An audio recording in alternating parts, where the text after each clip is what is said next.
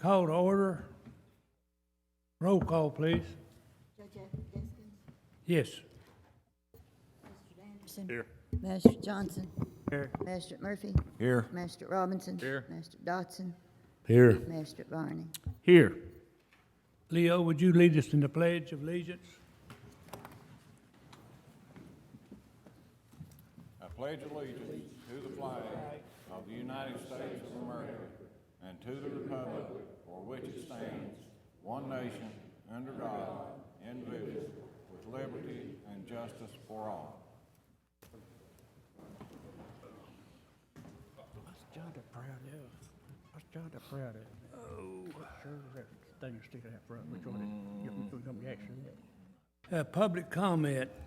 What I want to do is tell you, come to the podium for public comment. State your name, address, and concerns.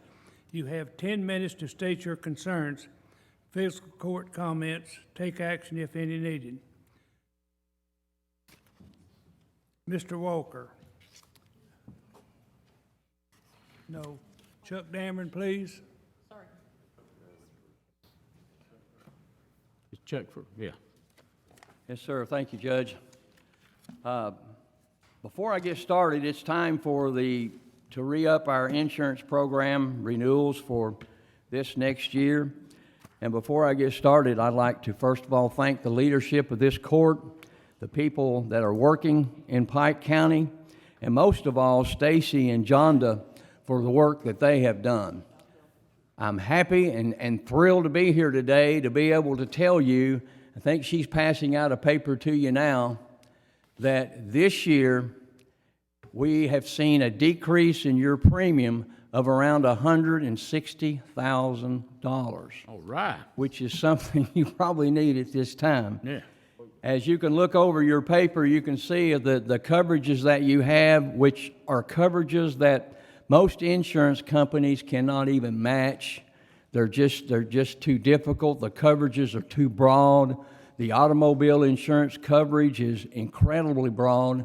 For example, if you have an employee working for you in the fiscal court and something happens and you need to ask him to run to get something and he has to use his own vehicle, then that vehicle will be covered not only for liability, which that is what most insurance companies will do, but it will also be covered for physical damage. So he's covered, or she, all the way around for coverage. And you all know all about the general liability and the E&O and employment practices. I mean, you've been through enough suits and enough things happening that you understand just how important CAECO has been to you, not only for your insurance program, but they have helped in many ways through programs that they do. And I'm happy to not only represent commercial insurance, but also happy to represent CAECO. All you all really need to do is approve this, and then the judge sign it at the bottom. There is this will be this year a 2-year renew. So next year you don't have to worry about getting all this stuff together, which is so hard on Jonda and Stacy and all these people that do these things. It will not even come up again until July 1, 2018. The way the premium would change if you added more automobiles or you built new buildings that had to be covered and things of that nature. But I'm very happy and tickled to death with this. We talked to the company a lot, Joe Greathouse and I, and we were really hoping that this year your experience is what biggest difference that this has come down. Only a few years ago, probably about, some of you up here were here, and you remember that our workers' comp program was the worst in the state of Kentucky. We paid the most premium than anybody. That is down now, and you're somewhere more from the middle back toward the first. Quite a difference. We had a mod almost of 3, and I know y'all don't know what that means, but mod of almost 3, but this way our mod is 1.6. So that has been cut in half in the past 3 years. Now, if you continue to do well in the workers' comp and you don't have as many claims, then that's going to go down again. And that's always an important thing, and CAECO can help with those things with safety programs and all that. And that's what I have for you. I hope you're happy with it. So Chuck, let me get this straight. Okay. The biggest result in the savings was with workers' comp? Yes, the other part went down too, and it went down about 20,000, but there was like 20 more vehicles added. There was the buildings increased, other coverages that went up too. So if you look at it realistically, it was probably a $50,000 deduction too. So. Right. Thank you, Chuck. Chuck, I've got a question. Okay. On our workers' comp, can we offer any incentives to the employees, like if they don't have an accident or anything in a year? Are we allowed to offer anything to maybe help bring this down? I'd have to make sure with CAECO, but in my regular insurance programs, yes, you're allowed to give them time off, you know. That's what I was gonna say, if we could offer a week's vacation maybe. Yeah, if they don't have a claim in a year, would that, Jonda, would I that? think that's something, we'd have to check with through Yeah. the state, but then that would be something the court would have to adopt. That's something you'd have to run figures on and see if, we could, cause if everybody turned in an extra week vacation, it'd be a lot of money, I know that. But we're looking at trying to get things down to where we can save money that we can use other places. Yeah, but it's sure down considerably, and I really Well, appreciate. I know we got a good workforce, but things do happen, and we need to try to encourage and offer safety. Yeah, that's good. I mean, keep encouraging them and telling them how important it is, and it's important to their job. If you all go back up again to the 3, that you're going to pay time and a half. If your premium's $100,000, you're going to pay $300,000. So it's really important for their job. If they do a good job, I mean, everybody needs to work hard and be conscientious, try to do the best they can to keep their job and have pride in Pike County and do what you think is best for the county. I noticed it's almost $1 million for comp, is that right? Yes, sir. 998,000. Yeah, used to And be. that would go a long ways toward raises for our employees. Oh, yeah. If we could save that portion of money and give it back to them. Yes, sir. No question about it. Good question. Anything else? And also, Frankie put a lot of work into getting the values down on the equipment and the trucks, the vehicles, because he had thought over the past that he had tried to adjust some of the buildings, but as we all know, materials go up on buildings, so they don't want you to adjust the values on those, but we could on the vehicles and the equipment. So Frankie went through and depreciated, which helped us a lot Yeah, Bill on probably the understands that, equipment the and judge. vehicles. Judge probably understands that, where he had all those equipment. But yeah, Stacy's done a great job. We really appreciate his work and getting everything back to us and helping us in every way he can. Sure has.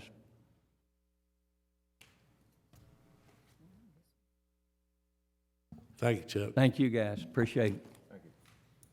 Need to get authorization for us to enter into a 2-year contract with CAECO and for the premium 2016, 2017. I'll make a motion to that effect. Second.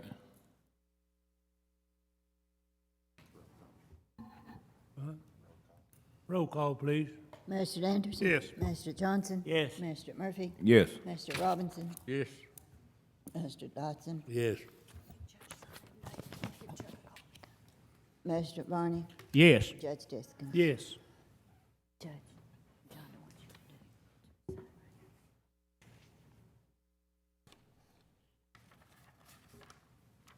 Both copies are one. No, just that one's all that's, he's got to sign the others up. So you have to put the date, or can you? Rangel. Rangel.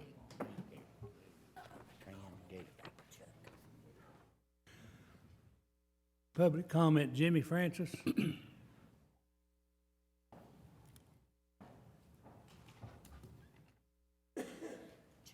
Hello, I'm Jim Francis with Wastewater Service and Supply. I operate all your sewage treatment plants throughout Pike County.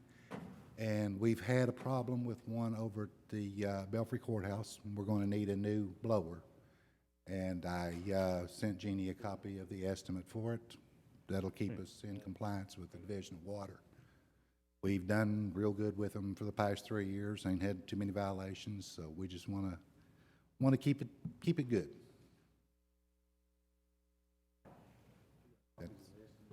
Jimmy, what'd you do with the copies? Have y'all got the copies? I think Paul's got them. Hey, Paul, will you give everybody a copy? Have you got the copies? I think they're laying right there in front of you, Jeannie. Oh, here it is. 1,500 or 1,700, 1,700.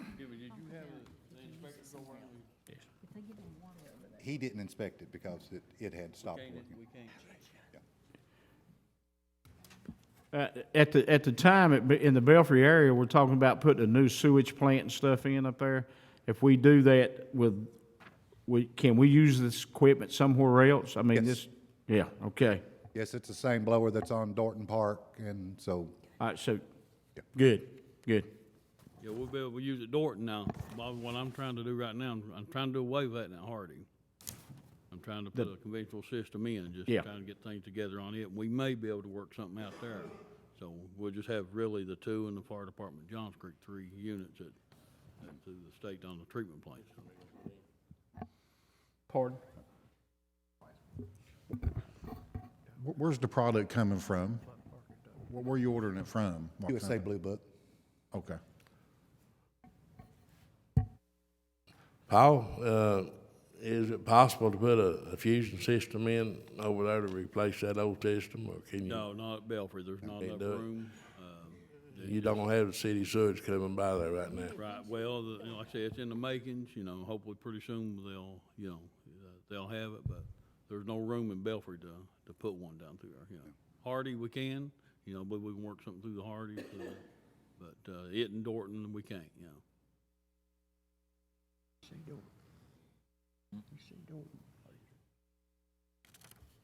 We don't need it. If we vote to pay for this, where's the money coming from? Do I need a motion? Oh, John do?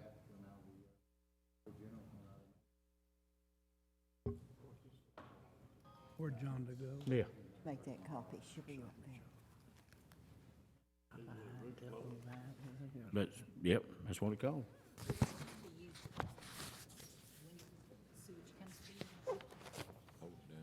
We can use that at Dorton. Use it at Dorton. The old blower is just shot and can't fix it.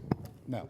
Jimmy, go ahead and give us an update until we wait for, I guess, waiting on Jonda to come back, but tell us how many we have in the county, how many we operate, or you operate for Now us? we're operating 4 plants in Pike County. 3 of them are commercial plants, and 1 is just a small aeration unit at the fire department.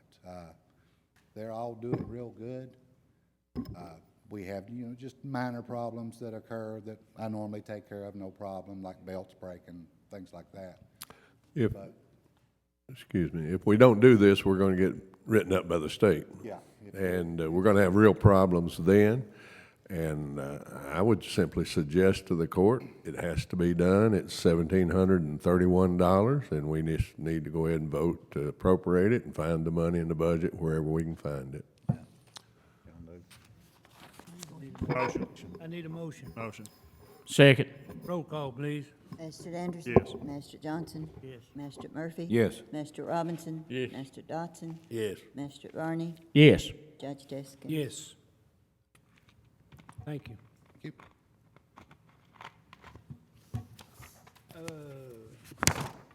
Blake Walker.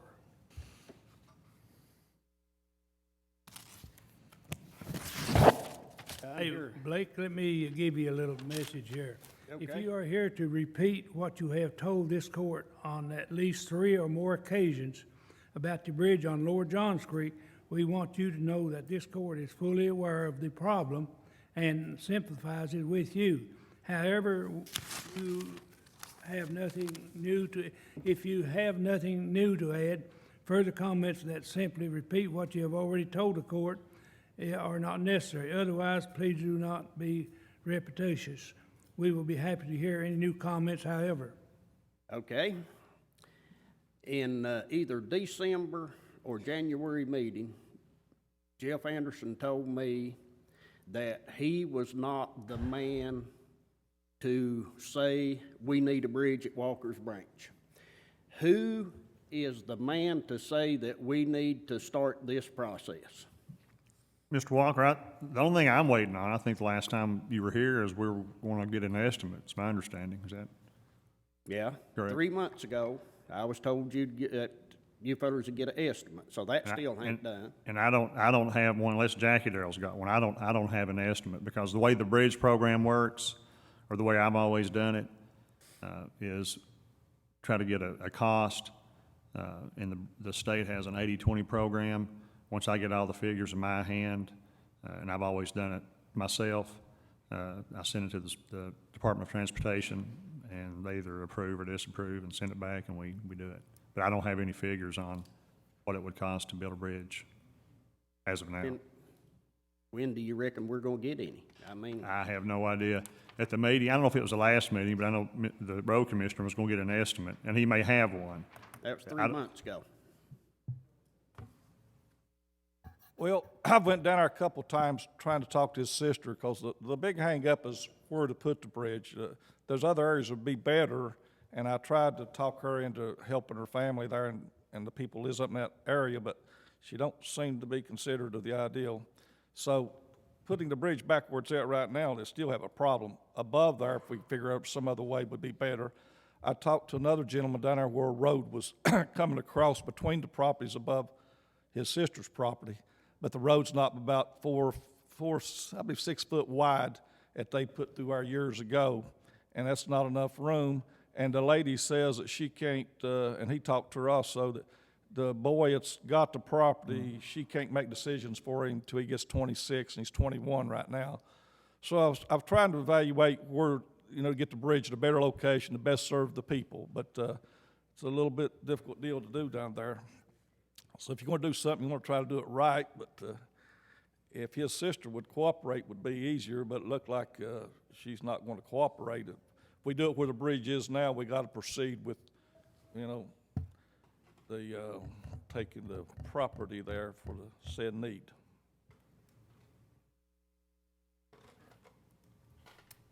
So, will you make a motion that the court goes ahead with it and get the proceedings started? But we don't even know what the bridge is gonna cost. I mean, I'm not gonna make a motion to condemn it until I get some figures. I mean, it would be kind of foolish. So, Motion to condemn at this time, members of the court, is like getting the cart before the horse. The first thing that must be done before we even consider condemnation is decide where the bridge is going to be built and how much the bridge is going to cost. One's going to have to be designed, and like Magistrate Anderson has already stated, we do have this program with the state, the 80-20 program, for building bridges, but you've got to know where it's going to be and how much it's going to cost, and then we'll get into the issue of condemnation if necessary.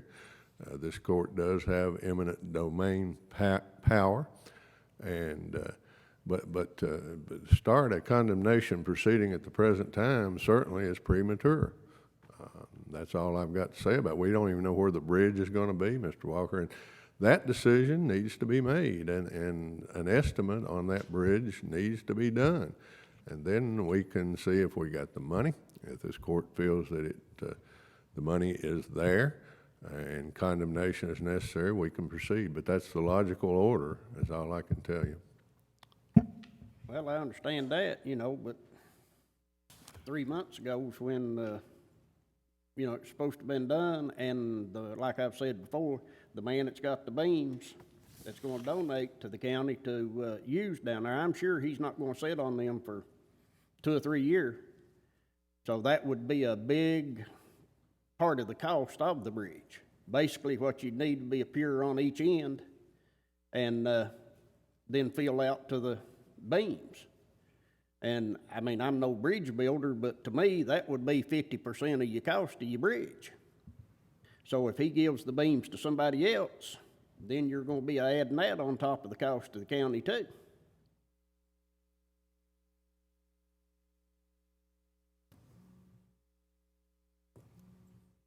Jackie Darrell, would you have to get when you get an estimate, would you have to get somebody to look at those beams and include it in?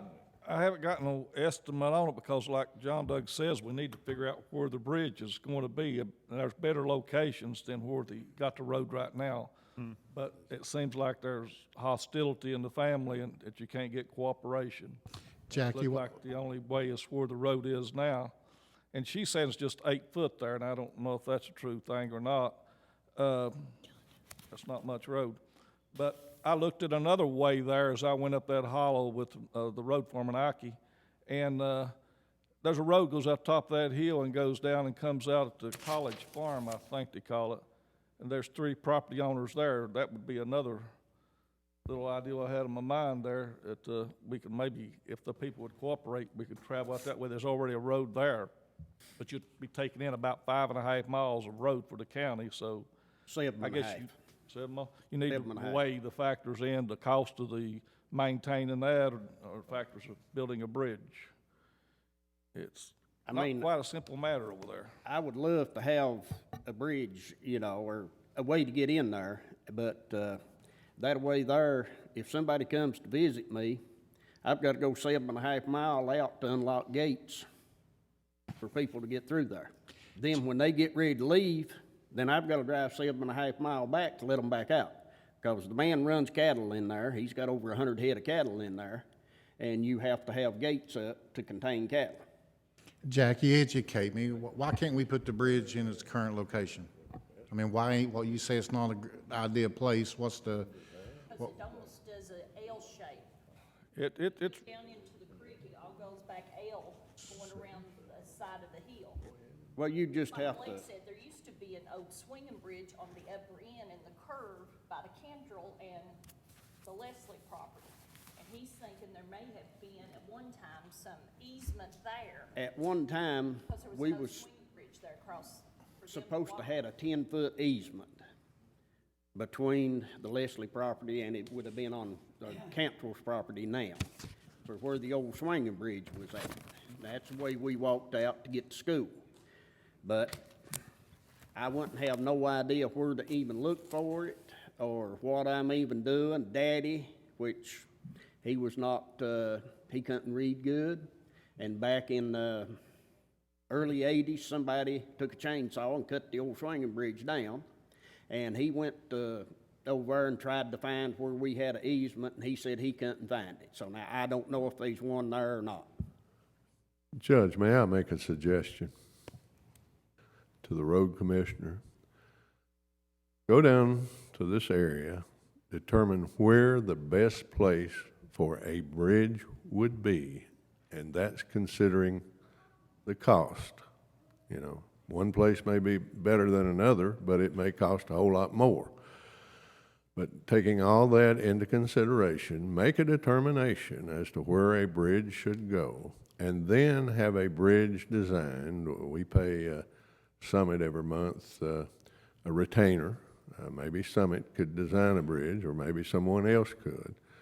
And let's get some idea of what that bridge would cost at the best location, and then proceed from there. But that's where we need to go here today, and I think that's what Mr. Walker wants us to do. I agree on the upper end would be a better place for the bridge. You would get it out of the water more. But down there where it's at, if the creek gets up, you may be blocked 24, maybe 36 hours if you build a bridge up level with the creek banks. But Mr. the way it Walker, is now, we know all that. We've heard you say that time after time, but let's get something started. And the way to start it, the logical way to start it, and I think I'm hearing you'd just like to get it started some way, but you don't start it by a condemnation proceeding when you don't even know where the doggone bridge is going to go. We've got to figure out the best way to do what the bridge is supposed to do and take all the circumstances in consideration, and then we can proceed from there. And that's about as far as that I can go today in my suggestion. Thank you, Judge. well, that's what I've argued all the time. They have to be a starting point. They have to be a starting point somewhere, and that's what I'd like to see happen is, to get started on it. I'm sure the road commissioner will get started on it. Thank you, Mr. Walker. Thank you. Public comment, William Smith.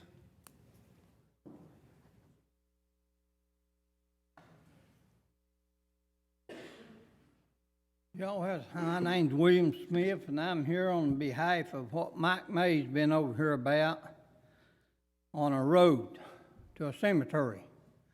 I live the first house above it. And all the things has not been brought out about this, just the things that he wants you to hear. I kind of got a little diagram. I ain't much at drawing, but I done my best. I hope you can see it. Right here's where it starts. He's got rocks across the road, big rocks. All right, he comes up here on the Clarks and digs a ditch across the road. Now this is the Clarks. They own down to here. Now, out of all this, and I'm having a problem. Let me roll that thing back.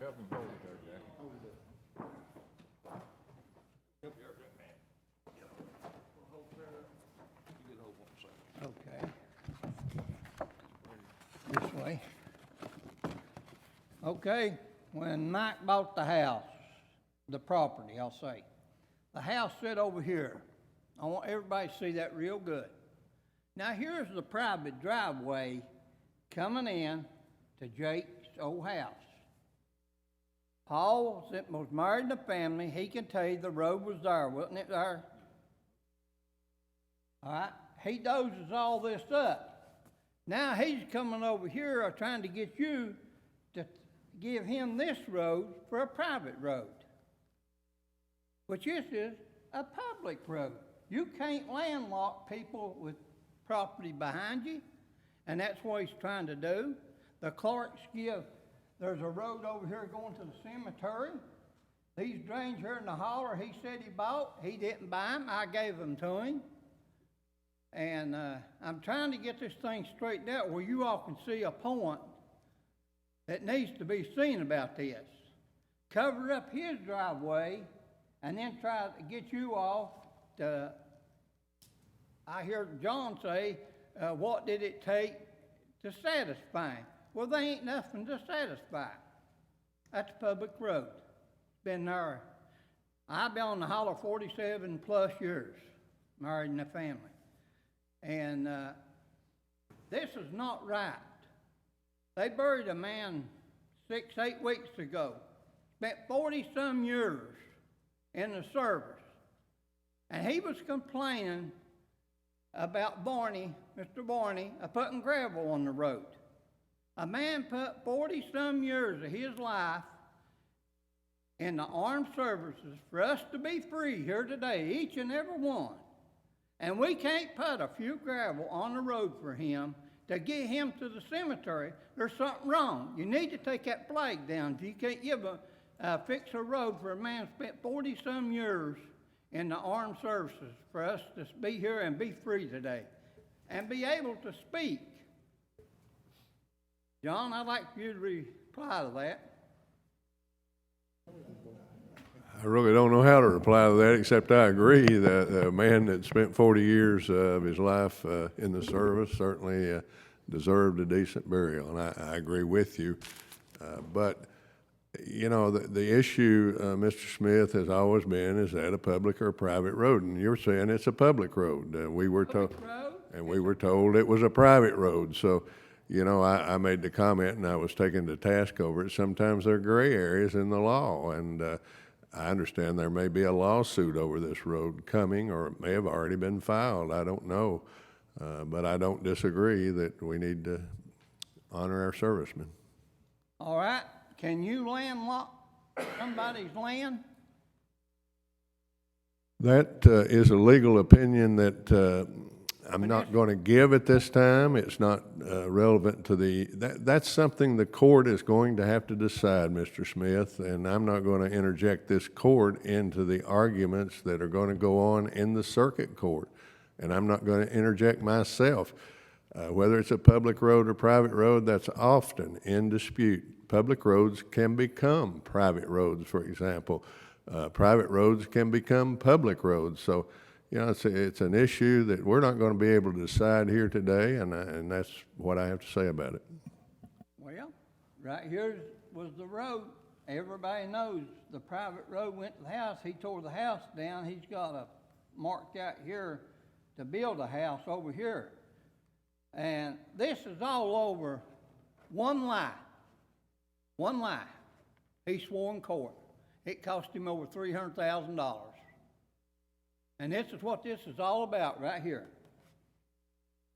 The woman's husband that was buried, she is going into the stage of what they call Alzheimer's. She called Mike and asked him.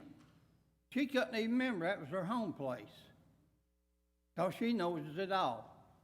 And I don't understand how you all can let this become a private road when it's been there all these years, and it goes up here and all the way to the cemetery there. I don't understand this. And Let me say this. I don't want there to be any misunderstanding. You all, this court, has not done anything to make this a private road or a public road. It is what it is, and that's what this lawsuit, assuming it happens, is going to be about.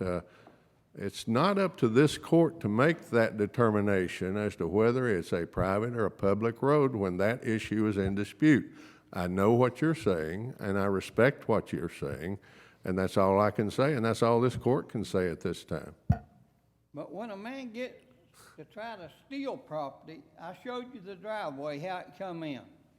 Paul lived up there. He was married into that family. He knows where the road was.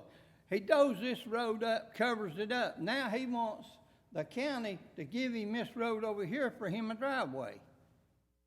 The county is not giving him anything. I keep saying that. We're not doing anything in this dispute. This is a dispute between two property owners. This county has given him nothing and will give him nothing. Can't legally do so. Well, you asked him what it took to satisfy him. I watched it on TV. I don't deny that. But the argument is there, Mr. Smith, and that's all I can say. I've said it over and over again to you. There is an argument. That argument has been going on for years, and you know that to be a fact as to who has what rights over there. And until that argument is settled legally, and this court doesn't make those kind of legal determinations. I don't do it when there's a dispute between two property owners. Now, if it's something that's brought to us and they say, well, that's a public road, you have a duty under law to protect public roads, which we do, public roads which serve a public purpose. That's what the statute says. That's what the Constitution of Kentucky says. That's when this court gets involved. But here we've got a dispute between family members of many, many years. I respect what you've told this court, and that's all I can say to you. We understand what the argument is. I think every member of this court does. I certainly do. But that's all I can tell you today. Well, a lot I don't understand because I don't know much about the law. I talk to people that does. And a road that's been there approximately, they know of 70 to 80 years and being used to go to that cemetery. Jake Hazel and Walter Clark give that land on where they own to finish up the road, and then all the way up the holler, they give Jake that land to put a road to the cemetery because they had to take a mule and a sled and take them back there. Sounds like you'd be a good witness in the case, and that's all I can say. This court does not make the determination. And I've said that numerous times today. I hope you understand that. I say it to you, Mr. Smith, and I believe they call you Breezy, don't they? Yeah. That's how I knew you, but. That's about all anybody knows me by, 53 years. Right, and like I say, you'll end up being a witness in a circuit court action, and that determination by the circuit court, I'm assuming a suit will be filed from my conversations with the fellow I know is T.J. May, who came in and spoke with this court. That's He my is an nephew. attorney, and all that will be considered by another court. A determination will be made. If it's a determination, it's a public road that serves a public purpose, and somebody tries to block it, then they can come to the county attorney's office for relief, and that's when I would become involved in it. And until Okay, I then, noticed Mike said that was a private cemetery. It's a public. A private cemetery is where you pay, buy a hole in the ground, and you pay them like Mountain View to dig it, cover them up, and do it all. Mr. Smith, I'm not here to give any kind of legal lesson to anyone, but let me say this, you're under a misimpression about what the Attorney General of the state of Kentucky has clearly stated. A public cemetery can even charge to bury someone there. The definition of a public cemetery is that anyone can be buried there. Now, a family cemetery that restricts burials to only members of the family can never be a public cemetery, okay? Because anyone can't be buried there. Again, whether it's public or private, there's going to be, I assume, one of the issues that come up in whatever civil action is filed. But I can tell you what the law is on public and private cemeteries, and you're under a misimpression that if they charge, it's a private cemetery. That has been made clear in one opinion of the Attorney General, that you can charge and it still be a public cemetery, okay? If it's a family cemetery, restricted to family members only, it is a private cemetery, okay? Under the law. Okay, I got one more question. Now, he's come over here and he stirred up a hornet's nest on these magistrates. That's doing a good job of fixing roads when somebody dies to a cemetery. Now he has got this deadlocked down where they're not able to do this. Am I right? You're exactly right. Historically, this county has helped people with cemetery roads and has done so for years. The one magistrate received a call, won't say who it was, from an irate person whose father, I believe it was going to be buried in a private cemetery, a family cemetery, a private road leading to it, and they needed help with that road. The compassionate thing to do, and maybe the right thing to do, would have been to help them with that road to get that body up there. Now, right from a moral standpoint, but my job is to advise this court as to the law, even when it's something they don't want to hear. And if you work on a private road leading to a private cemetery, the law in Kentucky is clear. You can't do that. You can't spend taxpayers' money to fix a private road leading to a private cemetery. You can't work on the private cemetery. Now, is that compassionate? No. This fellow who called about his father, I think, had some unkind words to say to one of our magistrates and hung up on him. The magistrate confirmed with me. He said, yes, it's a private cemetery. Yes, it's a private road leading to it.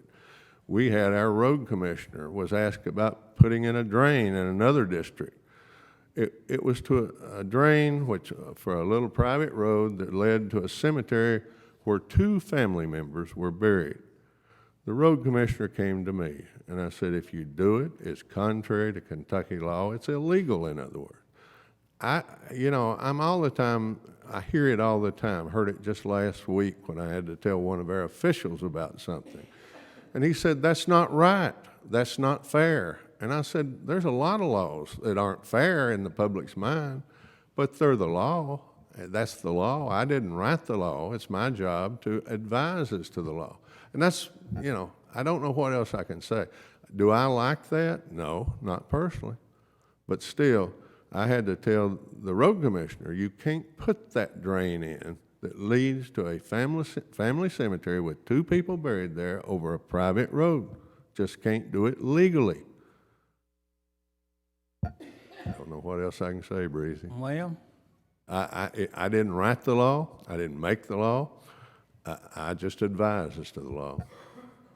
this has been done to cemeteries since Willie Green May was in there. He hauled Red Dog before they got gravels. Then they got gravels. And one man stopped this whole thing, helping people, helping veterans that goes over and gives their life for us to be free here, and we can't help them get to a cemetery. There's something wrong with this country. It needs to be straightened out somewhere. Someplace. It needs to be got down and done right. Maybe that's something you can take up with your legislative representatives to get them to change the law. But until that is done, we are bound by the law here. Now, people fuss at us when we don't follow the law. Now people are fussing at us when we do follow the law. It seems to me like the court's put in a no-win situation. From a situation the court did not create. This court did not write that law. Well, I thank you for listening to me anyhow.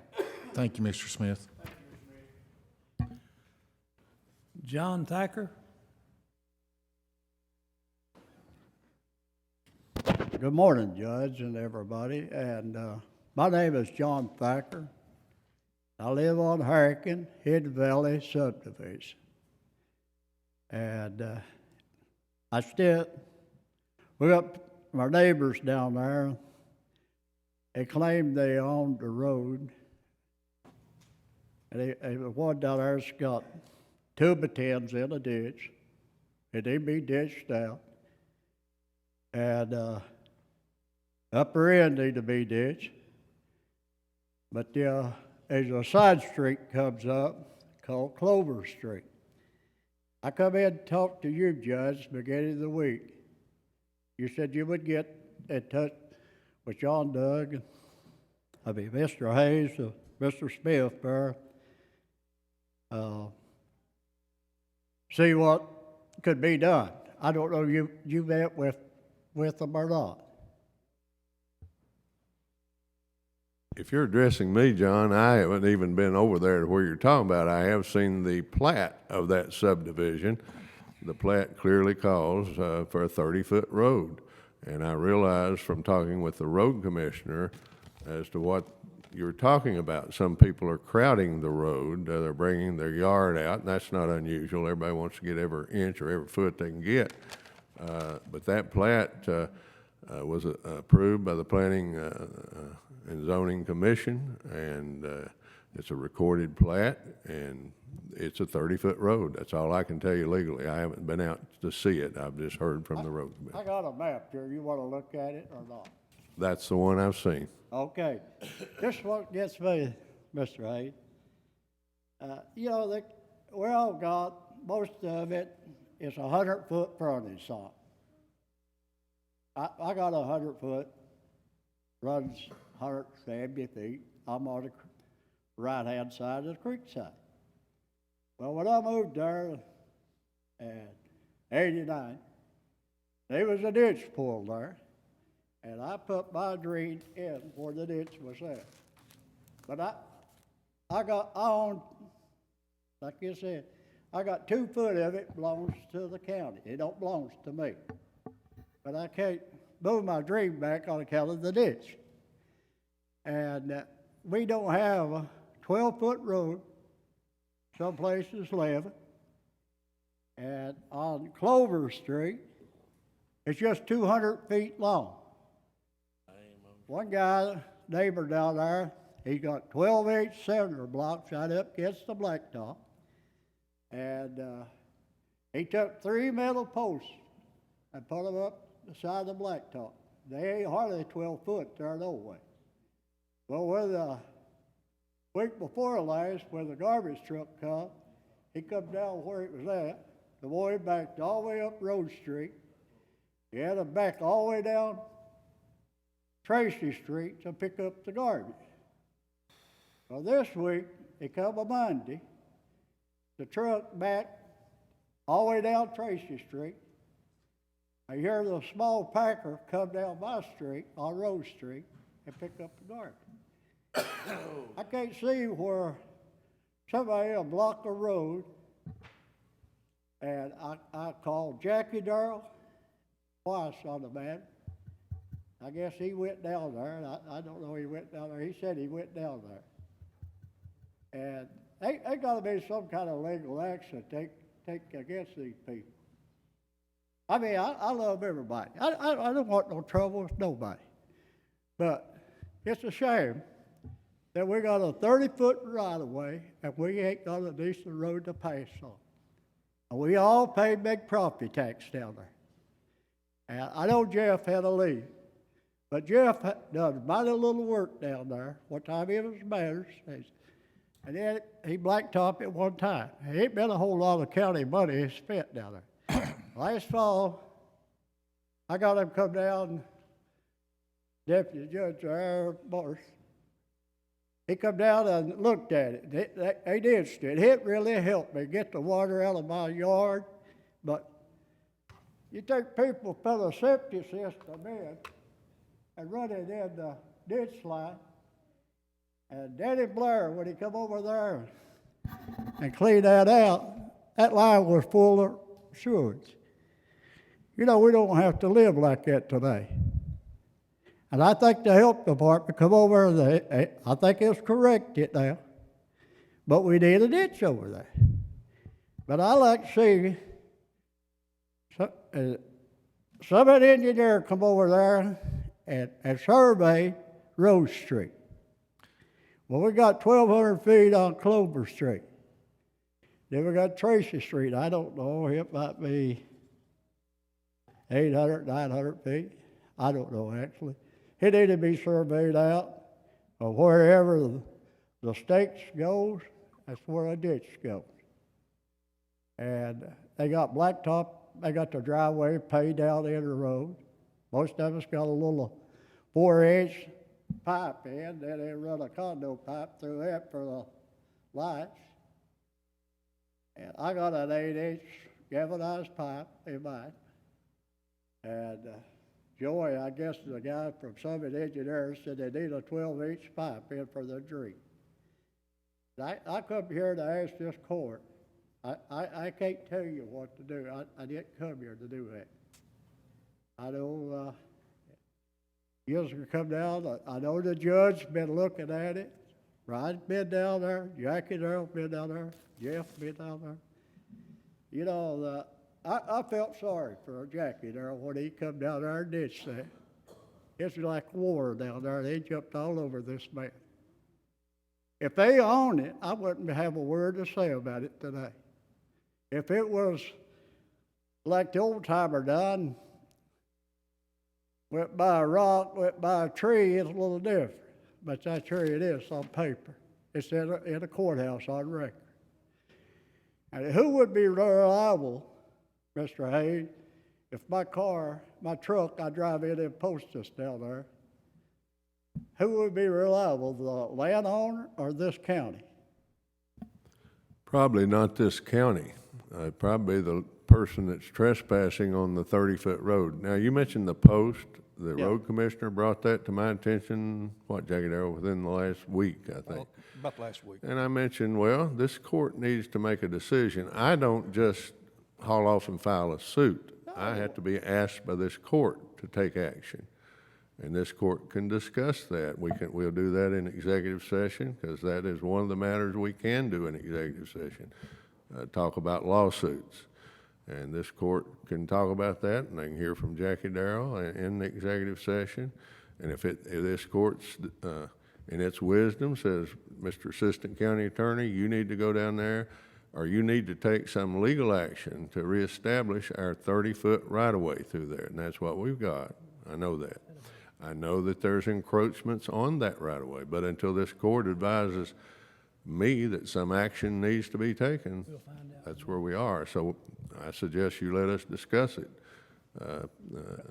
We're going to have to identify exactly who is encroaching on our right-of-way, and take legal action, maybe a letter to start it, that you're encroaching, that you need to remove any post, any other obstacles that's down there that prevent proper use and maintenance of our 30-foot right-of-way, okay?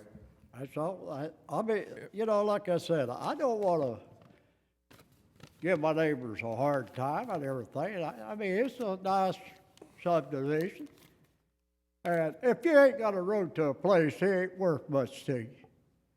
And when water runs over the road, blacktop's gonna come up, crack.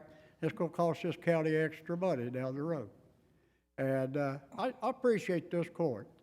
If I can intercede, I'd have got the pictures. I took them, and like you say, I showed them to you. And it don't take Einstein to figure out a property there. You go 15, it's 30 foot. We don't need to spend more money on the engineer crew. 15 foot in the center of the road over this way, 15 this way, and you can solve the problem easy. This guy has approached on her property. He's put a big flare base up there at the corner, stopped the drain that used to come across the road, which I told him last year he needed to remove that this year, you know, because if you want to make the road a good turn, he's blocked it. But he's put these posters up, and it was a war zone there, like he said. I had drank a whole bottle of water talking to some of these people. And they said the water wasn't no problem for them, but it was for his side of the road. And so we got that solved. But they have put these metal posters up on county property and put blocks. I've took pictures of that and showed you. But so we are trying to do something, but there's a lot going on in this county. This is a busy job. And we're trying to do the best we can, but the court needs to decide something on that probably. Because I left a card there with the number to call me, and they never did call me. And like I said, I'll not take up no more time, Judge. And I don't want this court to file suit against my neighbors. I don't. And, you know, if you build a house, you have to build it according to what property you own on. I don't want to build a house down there. It was too big to start out with. They couldn't get a septic tank. But they cut the house down and move it forward. Half of the yard is the road.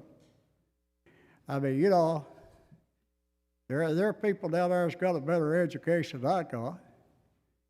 But when you buy 100 feet or 139 feet, that's all you bought. And this 30 foot, it don't belongs to me. I don't want it. I want a good road around our neighborhood. And I'll let this court decide what they want to do. And I hope you get back with me. If not, I'll be back to visit you again. May God bless every one of you. Thank you, Mr. Thacker. Mr. Thacker, I'd like to say that it's not a decision, I don't think, that the court has to make. I think the law is the law. And if people are violating the law and blocking our roads, I think these issues need to go ahead and dealt with. There's no need for you to have to come here every court meeting and take up a half hour telling us your problems down there. If the road is blocked, I feel like, then we need to go ahead and unblock it. And I don't think the court would have to make that decision. I think it's the law. Is that right, John? It is the law, but understand what the county attorney does. The county attorney represents this court and the judge and all the boards.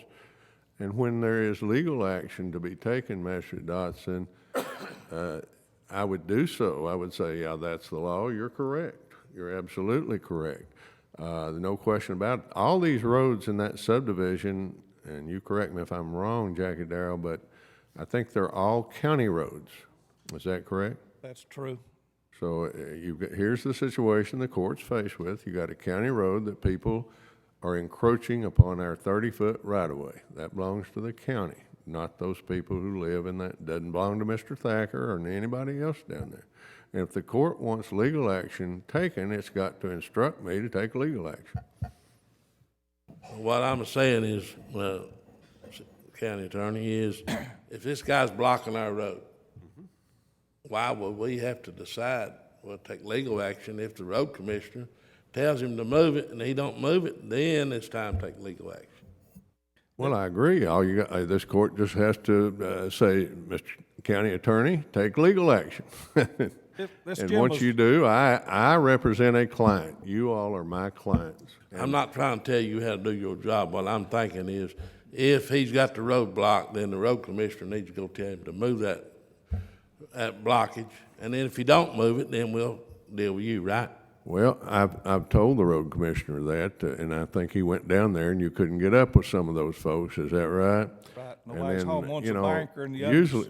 Usually what I like to do as an attorney is to write those people a letter, send them a copy of the map, and simply say to them, if you don't do something to remove the encroachment on the 30-foot road, then the county will take legal action. Then you all tell me to take legal action. I work for you. I'm not an independent agent, is what I'm trying to say. John, this gentleman, as I talked to him, that's digging the ditches down there, he didn't want no ditch dug, get this grass planted, it lost its color in the winter, but it's supposed to be expensive, and he didn't want to be digging no ditch. And I said, I told him I'd dig a ditch if necessary, but I seen him where it was swagged there, it took care of the deal. But he tried to tell me we had an easement, that we didn't own it. I said, no, we own it. And I couldn't get that through his head, so he's a kind of tough gentleman to deal with, but I've tried to talk to him, can't catch him home since that day we was down there digging it, putting the ditches in, but we're gonna have to do something. It's not he's got the road totally blocked, he's squeezing the road out and putting posters against the hardtop. But I think it'd be the census of the court, John Doug, for you to write the letter. Everybody agree, you think? Yeah, I'd write him a letter, and then if he doesn't move it, and then we'll take legal action at that point. That's what I'll do. Thank you. Thank you. I'll get back with you. Thank you. Chip Guzlin.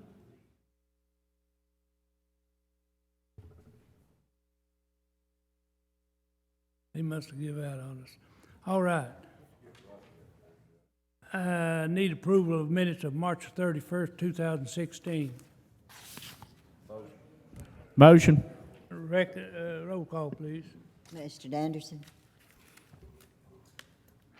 Sorry. Magistrate Johnson? Yes. Mr. Murphy? Yes. Mr. Robinson? Mr. Dodson? Yes. Mr. Varney? Yes. Judge Deskin? Yes. Judge, if I may, and excuse me for interrupting you, Sheriff Scott's been here the whole meeting. I'm sure he's got things to do. Could we move him up on the agenda? It's on this interlocal agreement that's in the magistrate's package. It's on the agenda today.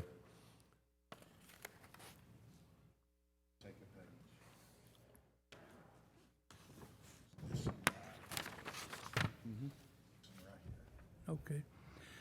All right. Approval of the interlocal cooperation agreement between the counties of Pike, Floyd, Johnson, Lawrence, Letcher, and Boyd County, Kentucky, and the respective sheriffs of each of these counties. That's right, Judge. That's just more or less saying if, we gotta go into Floyd County, we can, if they got, vice versa, if they gotta come into Pike County, they can. It's all the counties that run 23 from Letcher to Boyd County. That way you can go in after somebody. Right. We all work together, we're all working for the same cause, and, why not? Have we had this agreement before, sir? Not as I know of. Not like this? Let me say, Sheriff Scott's office may be investigating a drug ring, and that drug ring may be operating in Pike and Floyd counties, for example. And this would give the sheriff of Pike County the ability and the power and the authority to do that investigation in Floyd County. Now, he wouldn't be a lone wolf out there. He'd notify the sheriff of Floyd County about this, and they would cooperate. That's what this is, a cooperative agreement. I've been over it. I think it's good. It can be terminated on 30 days' notice if it doesn't work out well. There's no cost to this. I think that's the important thing the court needs to hear. But I think it's a good idea, and I hope the court would approve it. I think it is too, John Doug, and I'll make the motion. Second. In a second. Roll call, please. Magistrate Johnson? Yes. Mr. Murphy? Yes. Mr. Robinson? Mr. Dodson? Yes. Mr. Varney? Yes. Judge Deskin? Yes. Thank you, Judge. Thank you, Court. Thank you, Rodney. I see we've got the county clerk at present. I don't know if she's got any business, Judge, but she might like to get out of here also if she does. Thank you. Does she have anything? No, okay, thank you. Just want to listen.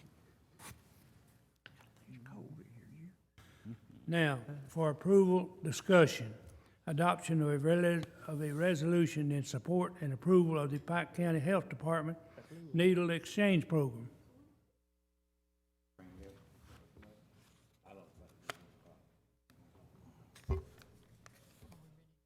Yeah.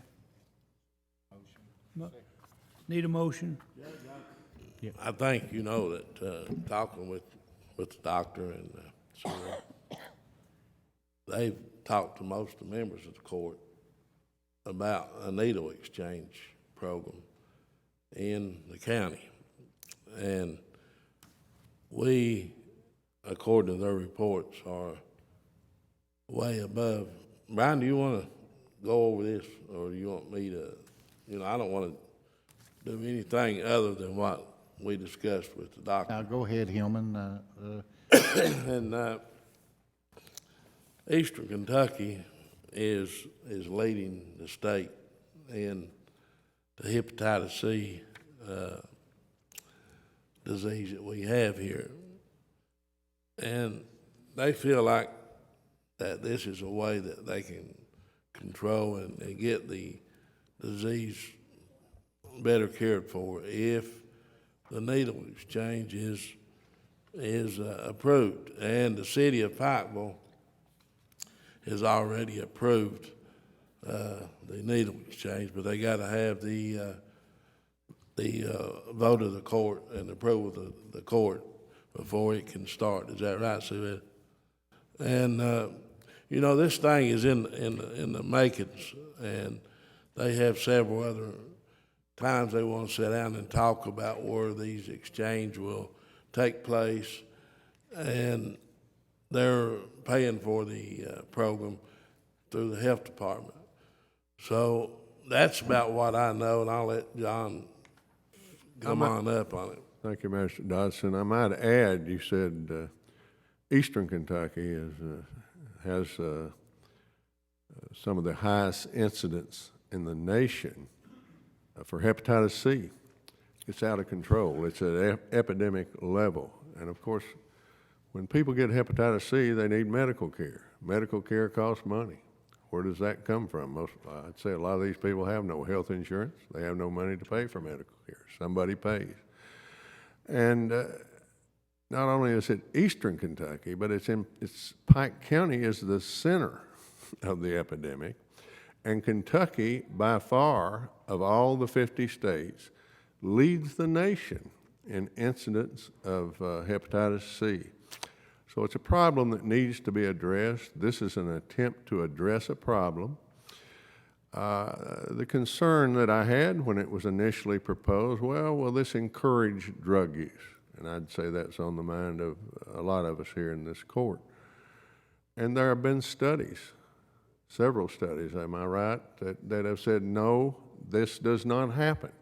It simply addresses a problem that's of epidemic proportion. Master Dodson mentioned that the city commission of the city of Pikeville has approved this. It was a unanimous approval by that body.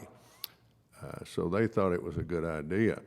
Now, under the law, the state law, this cannot go forward without the approval of this court. Either this court approves it or it doesn't. But if it doesn't, this program will not happen. Dr. Rangel, did I correctly summarize? Yeah. Thank you. Dr. Rangel, would you come to the podium? Another thing too, John Doug, on these studies on this, just a few years ago, New Mexico and California, they were almost at the rate that we are now, and they started these programs. Now we're way ahead of them now, Kentucky. That's one thing we did beat them in is all this. So yeah, I'm wholeheartedly for any kind of program that will help reduce drug use or the diseases that's caused from drug use and stuff in our community and in our county. So I think it's a great deal. It's not only hepatitis C, it's also the HIV problem that we have, and so it really addresses two problems. And you're right about California, but very small areas, I think 2 or 3 small areas in the state of California, but basically it's doing well with control of hepatitis C. Dr. Rangel, do you want to add anything? Yeah, my name is Rafael Rangel, Director of the Pike County Health Department. March 24 last year, the governor this year, he passed an emergency law. He said we have to do the syringe and needle exchange program in the state of Kentucky because this is out of hands. And also, we don't have money. There is no money to treat patients with hepatitis C because if you treat one patient, it's about $90,000 versus one needle, which is $97 cents, I'm sorry. So if for some reason this patient has hepatitis C plus HIV, that cost goes to $450,000. So he said, well, we have to start the program. It has been proved that the needle exchange program works. In 2006, California, it looks like a Kentucky today. And they did it. And then California, when you see California, New York, or Florida, they were the big ones in 2006. They are gone. So we have more cases than New York, than Florida, than California, because we have not done anything yet. And I think that we cannot wait more because it's going to be worse and worse and worse. And we have to protect the health of our cities, and that's our main mission as a health department. Do you recommend this program? Yes, I do. Yeah. The distributions of the exchange, would it be strategically mapped out at a later date at which part of the county? Suzette said it, probably they would have to determine where these exchange places will take place. Is that right? Yes, yes. We have to speak, with the police department, with the pharmacists, with the clinics. There are several small clinics around the county. So which is the best place? Which is the best time? Which is the best way to do it? This is going to be the next step for us to do, and also we have been educating the community about this because many people in the community, they don't know what hepatitis C is. So we have been, doing television programs and radio and newspaper, telling people that that hepatitis is many different hepatitis A, B, and C, D, and E. We are focused the hepatitis C. So that's what we wanted to, educate people. And These clinics, Dr. Rangel, would be run by the health department. Yes, this distribution will be run by the health department, will be paid by the health department, yes. Judge, I'd like to say that I don't think we are supporting the drug epidemic by doing this. And just last week, we had a syringe in the parking lot of the Phelps Courthouse, and the janitor told me about it, and she said, I went and cleaned it up. And then a few days later, I had my grandson at a little league ball game, and one of the parents pointed out a syringe laying right where the kids were playing. So, I think that when you get these things happening in your neighborhood, then it's time to try to help people and get them help and maybe get them off the drug. And I think myself, I can support this. Well, overlooking the situation, you're just ignoring the problem. Yeah. And I agree with you. I agree with both your comments 100%. Well, with that, I'd like to make a motion then that we adopt this resolution to support the health department in the syringe program. Roll call, please. Master Johnson? Yes. Master Murphy? Yes. Master Robinson? Yes. Master Dotson? Yes. Master Barney? Yes. Judge Deskin? Yes. Dr. Ringa, I'd like to thank you for your time and effort. you. Appreciate the job you're doing over at the Health Department. And I want to thank you for all your support. I mean, you have been so supportive to the health department that I appreciate so much. Thank you for your work. Thank you. I'd also like to thank you, Suzette, for all the work you've done with the magistrates.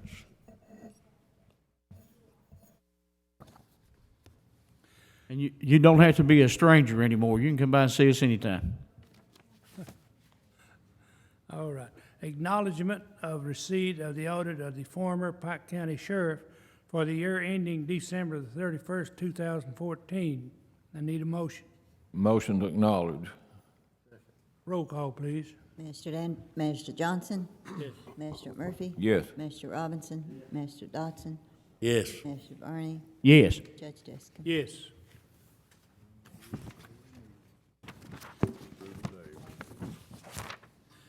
Acknowledgement of receipt of UFIR report of the Pike County Conservation District. I need a motion. Motion. Roll call, please. Mr. Johnson? Yes. Mr. Murphy? Yes. Mr. Robinson? Mr. Dodson? Yes. Mr. Barney? Yes. Judge Jessica? Yes. All right, adoption of a resolution in support of joining a 9-county area of southeast Kentucky to act as one entity until a reclamation authority is created. Approval to jointly apply with West Virginia's Hatfield-McCoy Regional Recreation Authority and Virginia's Southwest Regional Recreation Authority for a $500,000 ARC power grant for a comprehensive plan. Appointment of a person to represent Pike County on the coalition. Need a motion. Oh, Judge, before Debbie you get a motion, are you wanting to speak on this, Lisa, or who's? Actually, we have Debbie Spencer here in our. Okay. That will be talking about that.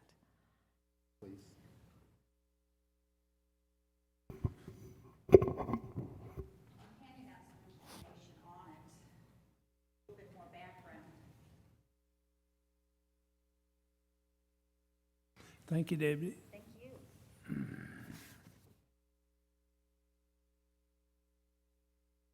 I do.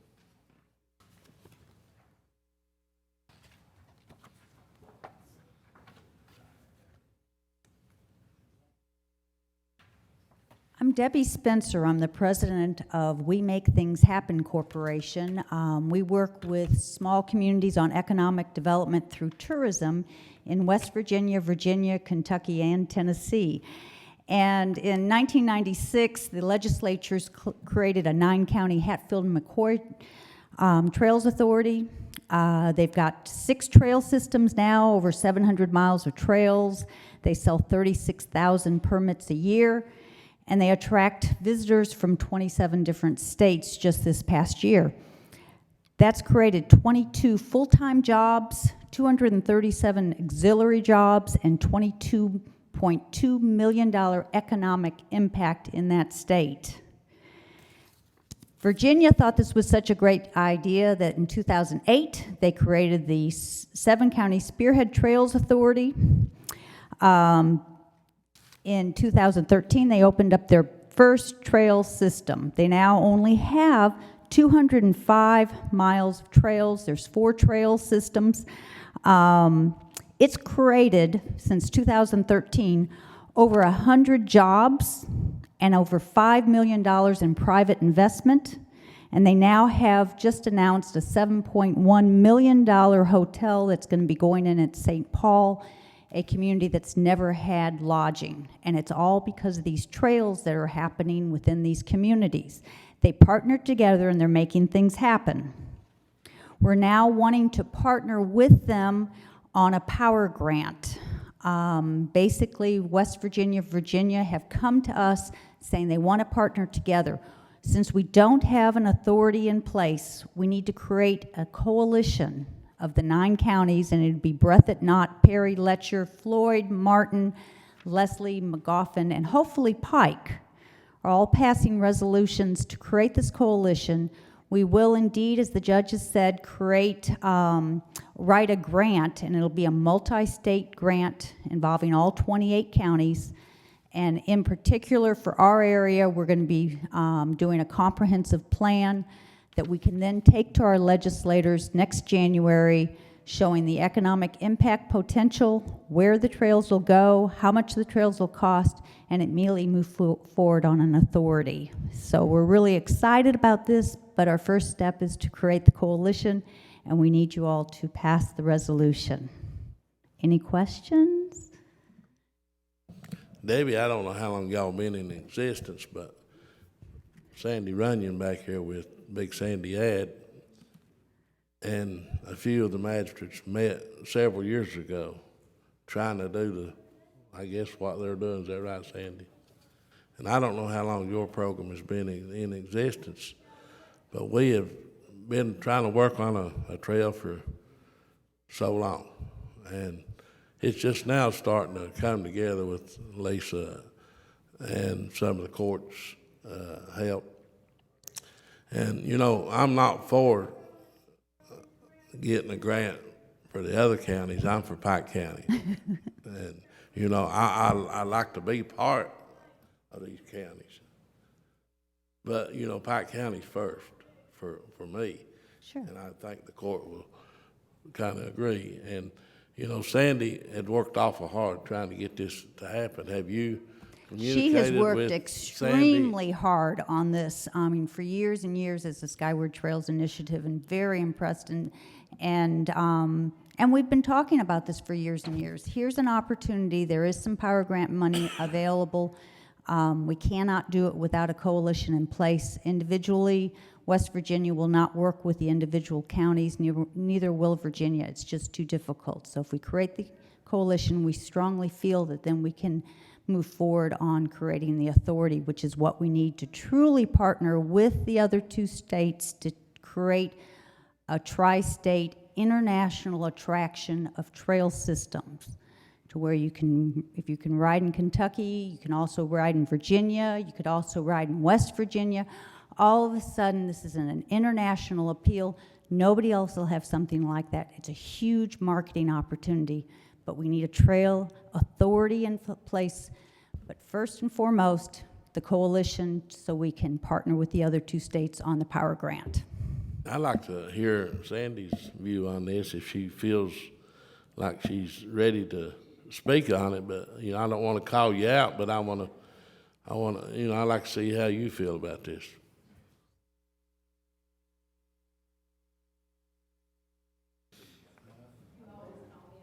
Yeah.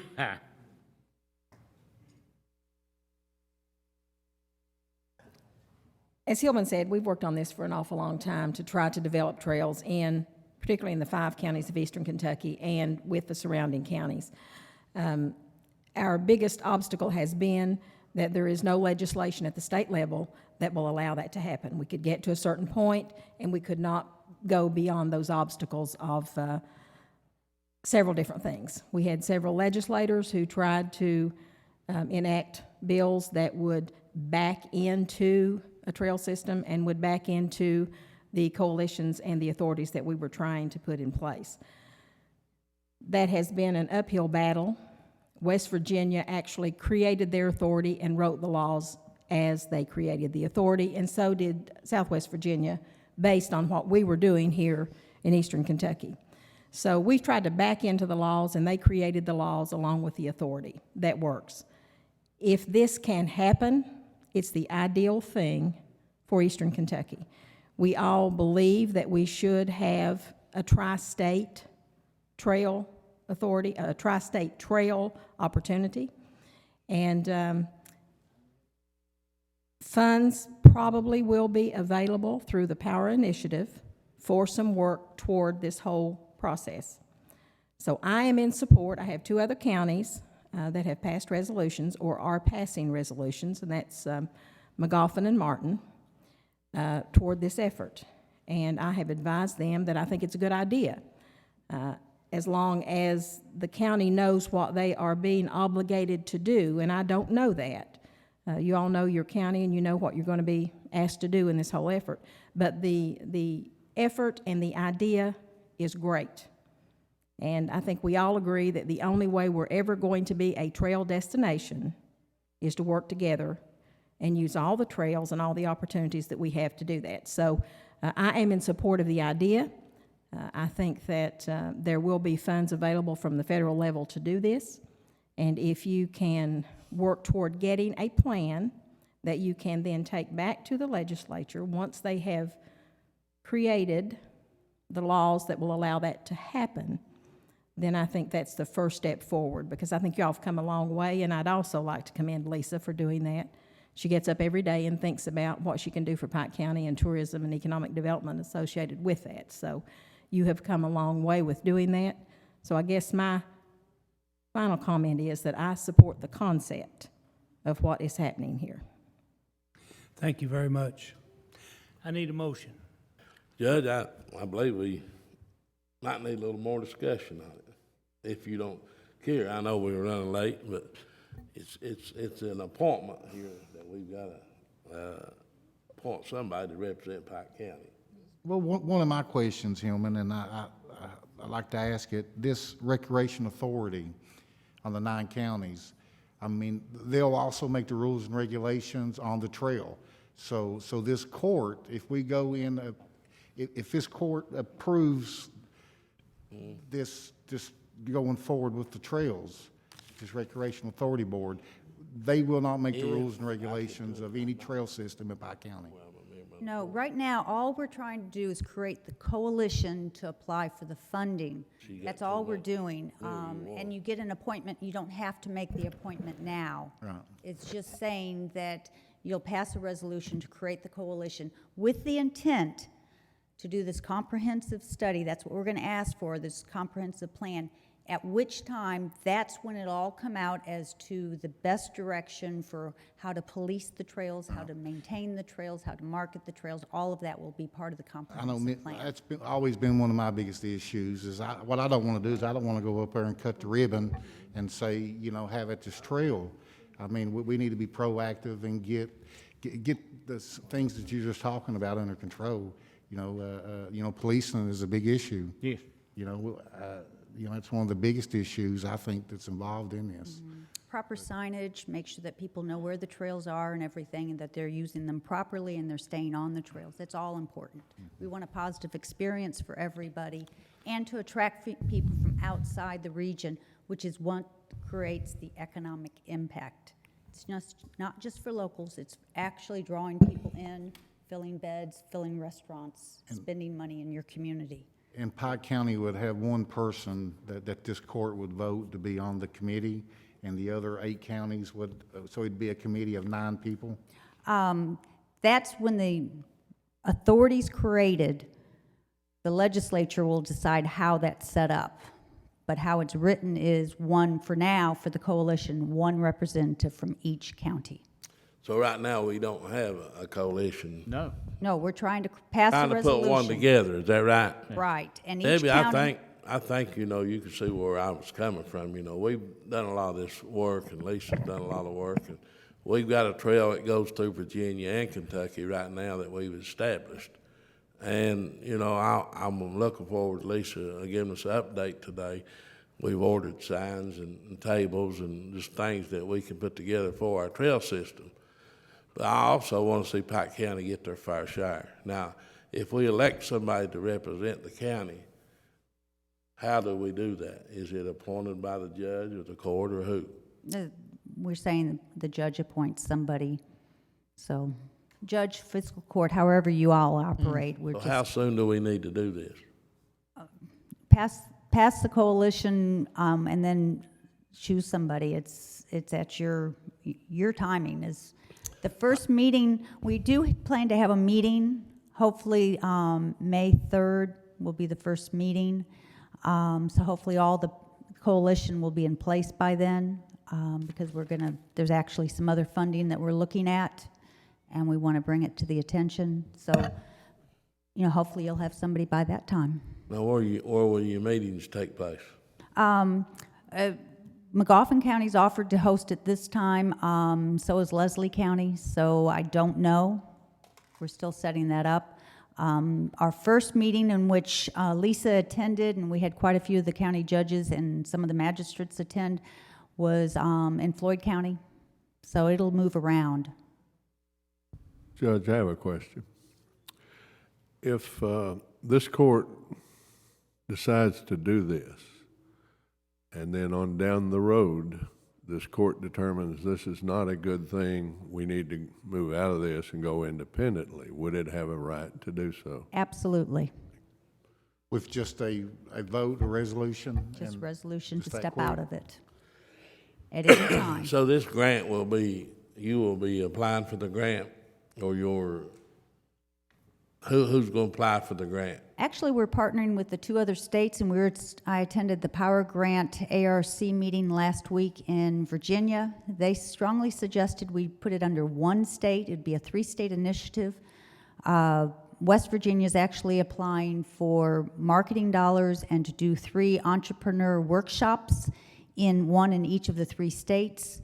Virginia is going to be applying for development. They only have 205 miles of trails in 4 trail systems. That's not enough length to really market what they're marketing, so they're going to have to expand. And we'll be doing putting our funds towards the comprehensive plan, but they did suggest that one state take the lead. Right now, they're leaning towards West Virginia taking the lead since they're most established, but it'll be those 3 components. And that was a suggestion of ARC. And you know, we've accomplished a lot with our trail systems and stuff, but we got a lot more to accomplish. The trail authority that they do have in the state of West Virginia, I've seen it work. It's good. I've worked with a lot of the co-companies in Mingo County and stuff that donated the land for some of these trails and stuff, so I had some close work with some of those people, and I could see where we need something like this. We really do. But again, I like, and Mr. Hayes did bring that up, if somewhere along the line we opt to want to back out of that and do it on our own, that we can do that. So, yes. You certainly can. And you might look, there's in your packets, there's this piece of paper that has the map on the front. Mm-hmm. On the back side, it lists all of the trails that already are in existence, both horseback riding and ATV trails. We actually outnumber the miles of trails than West Virginia, and by far Virginia, and yet we do not have near the economic impact that they are having, and it's because they've got a concerted effort, they've got one authority, they've got somebody working full-time making that happen. So we really need that. Otherwise, if we could do it each individually on our own, we would be doing it now because we've got the trails to do it. It's not happening. Yeah, they police the trails and everything. They've got, I mean, it's a good system, what they've got set up. Any other questions? Thank you for your time. I really appreciate it. I put my phone number on there. You're more than welcome to call me anytime. I'd love to share with you more. Debbie, now are you out of Lexington? Nope, I'm out of Bowling Green, Kentucky. A long way from home, ain't you? My husband thinks I live here.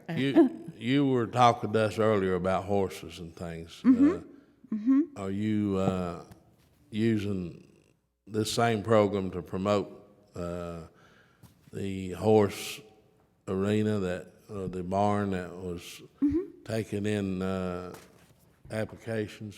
I'm actually on the board of directors for the Appalachian Horse Center. We actually looked at 19 different sites. What it is basically we're developing a facility to capitalize on the free-ranging horses. We've got a lot of them. Some of them are causing some issues, and it's a growing population. Rather than looking at it as a negative, we're treating it as a positive and as a tourism attraction and an opportunity to really focus in and draw people to this area. But also at the same time, if there's a horse in the wrong place, and I know I've gone to Phelps and I know that there's been some issues with some horses that have been doing some damage, it would give people a place to take their horses that we could actually hold the horses there for the 15-day holding period. If nobody claims them, then we will repurpose them either for therapeutic riding, Wounded Warrior program. We're talking about having some trail rides on the site and some special events and everything. And if we end up getting too many horses, then finding new homes for them. So, but we see it as a huge opportunity, a huge tourist attraction, but it's going to be in a regional center. We're finalizing on one landowner. We actually had 19 different sites proposed in 8 of the 9 counties. We have selected one. We're now negotiating on it. Once that's finalized, we are still going to do a huge outreach program in each one of the counties. What county is that? Yeah, which, Right now, it's been brought down to Breathitt County. If you've ever been on 1098, it's halfway between Highway 80 and halfway between Highway 15. There's a Elkview station right there. The landowner has offered us 100 acres to put it in that location, and we're negotiating on some structures and some other things. So that's where we're at right now. 27th, we'll meet with them and finalize with that in the county, and then at that point, we'll be making some big announcements on it. Debbie, I thank you, and we have an ATV meeting 28th here in this room at 6:30, and you're invited to come, and if you want to bring some people with you, you know, and hear what ideas we are trying to put together. I will. I'll be in the area, so I would love to. What time is it again? 6:30? I'll get back with Lisa. Thank you.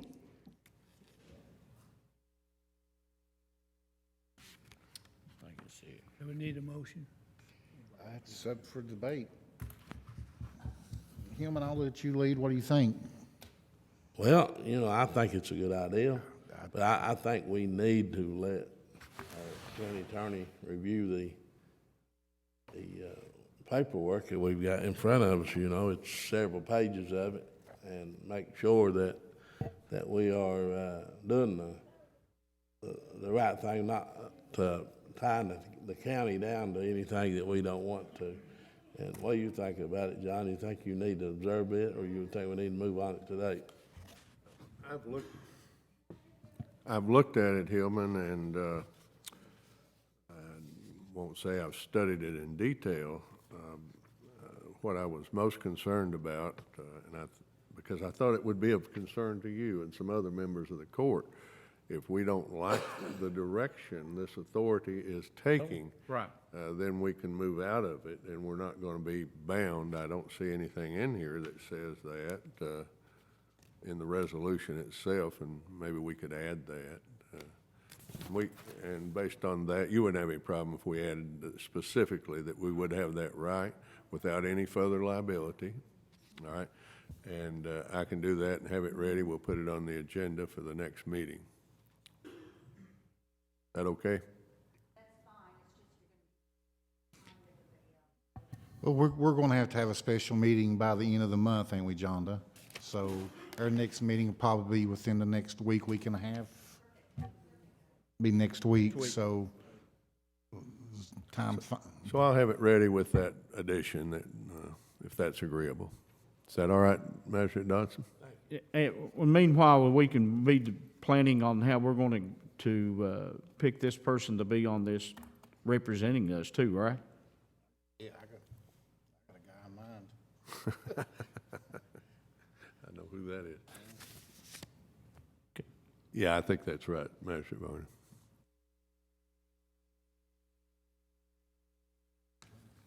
Madam Clerk, just say that's passed to the next meeting and Put it on hold. Pass it to the next meeting, and Jeannie will put it on the agenda since that is a special meeting. We'll put that on hold then. Okay, next is the first reading of proposed road ordinance for Prater Drive. John Doug?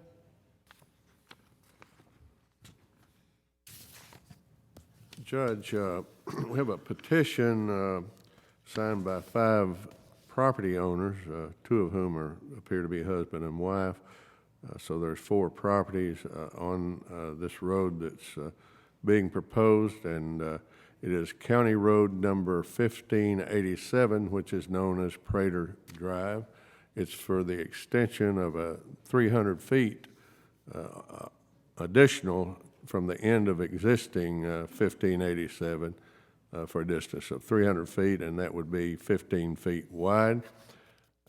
We have an ordinance prepared for first reading, an ordinance of the Pike County Fiscal Court adopting certain roads into the county road system. Whereas it has been determined to be in the best interest of the public for the Pike County Fiscal Court to formally accept public roads into the official county road system. Whereas KRS 178.0101 paren 1 paren B defines a county road as a public road which has been accepted by the fiscal court of a county into the county road system. Now therefore be it ordained by the fiscal court of Pike County, Commonwealth of Kentucky, Section 1, that the following roads, being public in nature, be and are hereby formally and officially accepted into the Pike County road system and shall hereafter be a part of said system.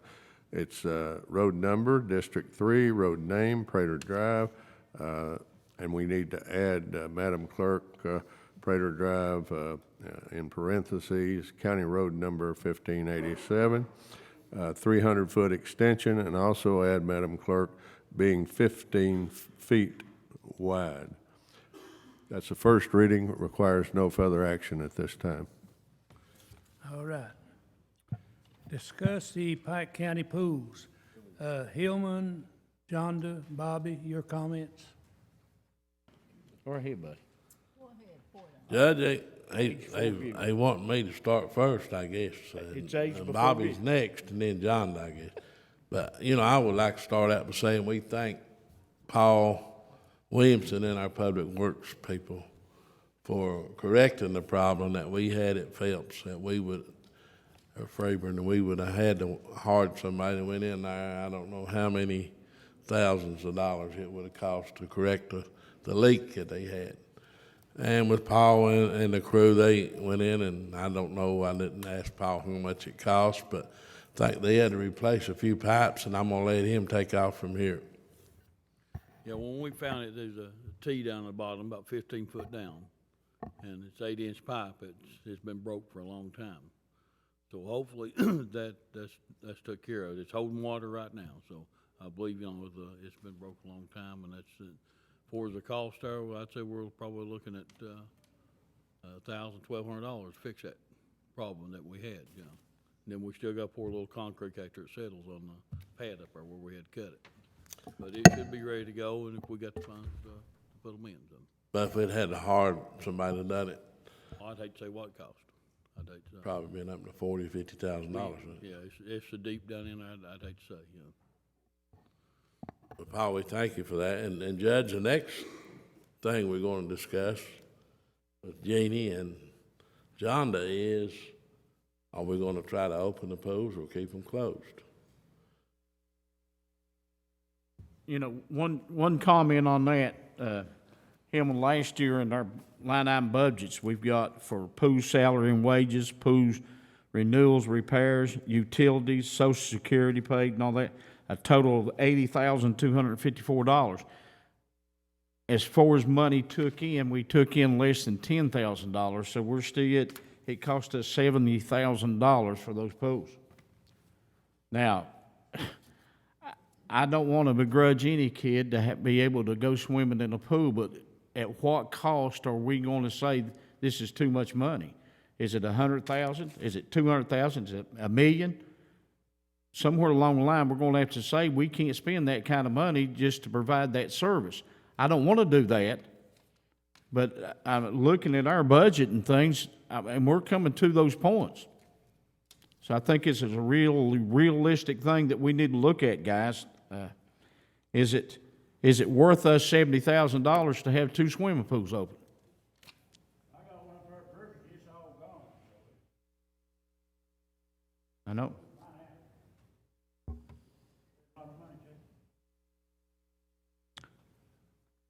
You know, but that's just one thing that we got to look at.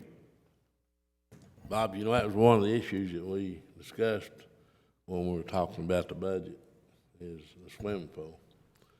And, you know, I would hate to see it happen, but if it has to happen to balance the budget, then I agree with you. And, you know, we have an obligation to the people.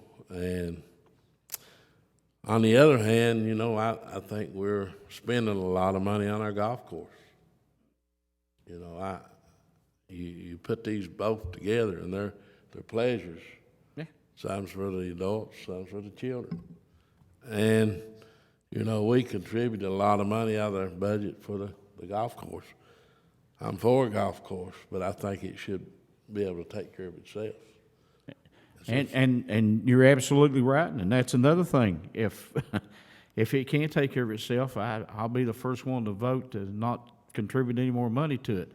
We're bound by obligation and by a lease agreement, a 99-year lease agreement on some of that property down there. And a golf course is something, we should not be talking about shutting down a golf course in April, unless you're talking about next year, because that's when we start golfing, is in April. So, I mean, you know, and you're right. I agree with you 100%, but I think that this is something, and I've been wanting to talk about budget things for a long time.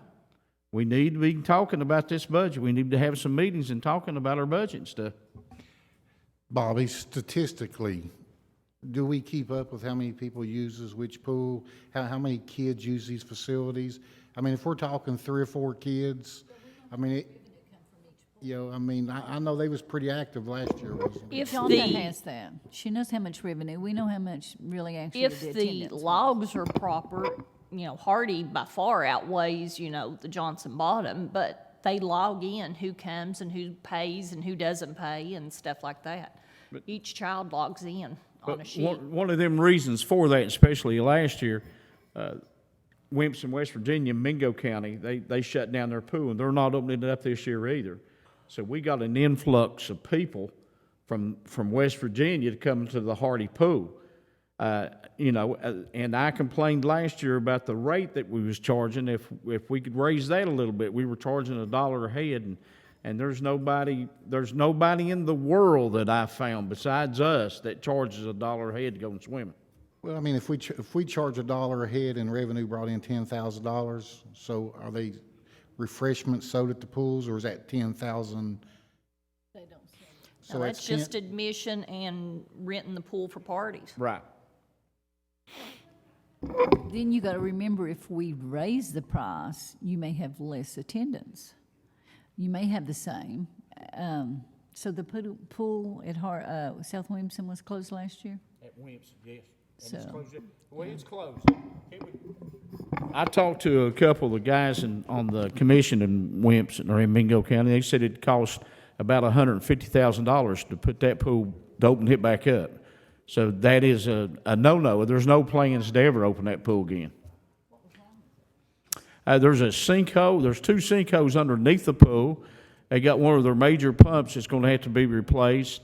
A lot of lines that's got to be replaced. It was just, he said, you know, roughly $150,000 to be able to open it. Okay, this will be a question for Paul. If we happen not to open them this year, how difficult will it be to open them next year? If the pumps and stuff's all right, there won't be no difficult. That's the problem we have. Just the pumps are setting. We can, you know, start them every once in a while, but can't run them long because there's no water in them. How much would it cost to just go ahead and fill the pool up, and have we got chlorine and stuff in the building that we could? We may have a little get started. We ain't got much, you know, chlorine, because last year chlorine, I had enough acid to get us through. Chlorine we had to buy. Now this year we have to buy both chemicals. We have to buy chlorine acid both. And I have another a cost that we'll have to incur here. It would be about almost $1,500 to train and retrain when we're looking at our lifeguards. We have one at Hardy that has to be retrained. 4 of them's coming back. One has to be retrained. At Johnson Bottom, I have one coming back, and the others, they'll have to all be trained, new lifeguards. Are there any money left over from last year, John, or was it? Are there any money left in pools from last year? You know how much? Line item money left. No, I don't have that in front of me.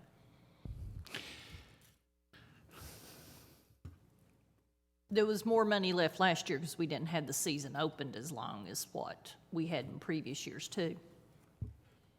And that was probably because school didn't go out, but school's going out, is it 3rd week in May? So we can actually open by Memorial Day.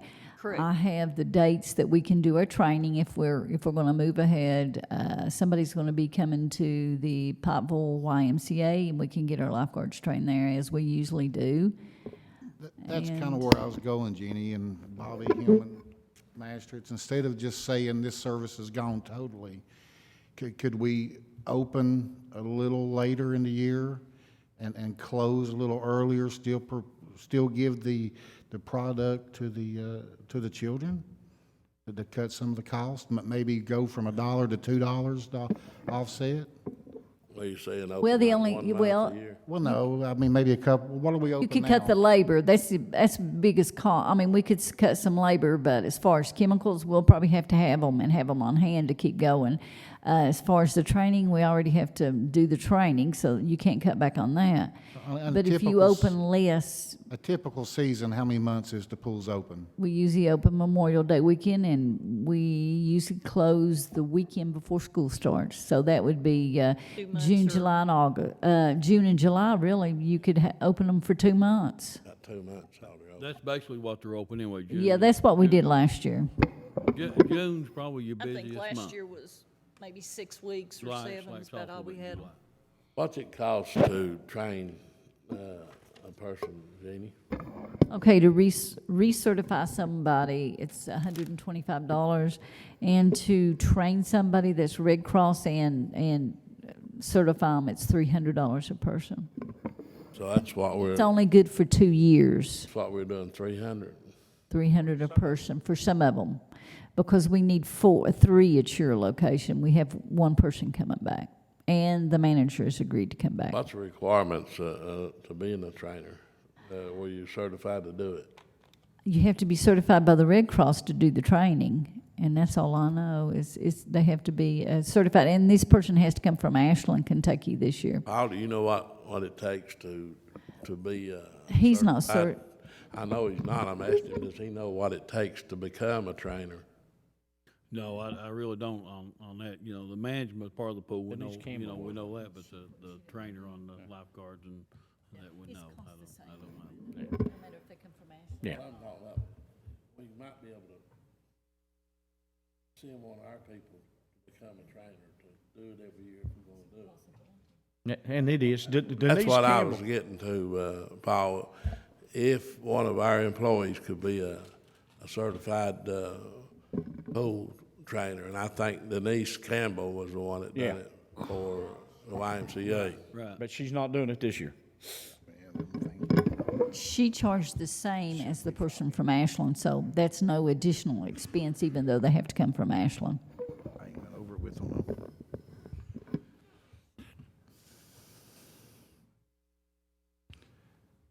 It is what it is, Brian. It's one of them tough What you gotta do. situations. I mean,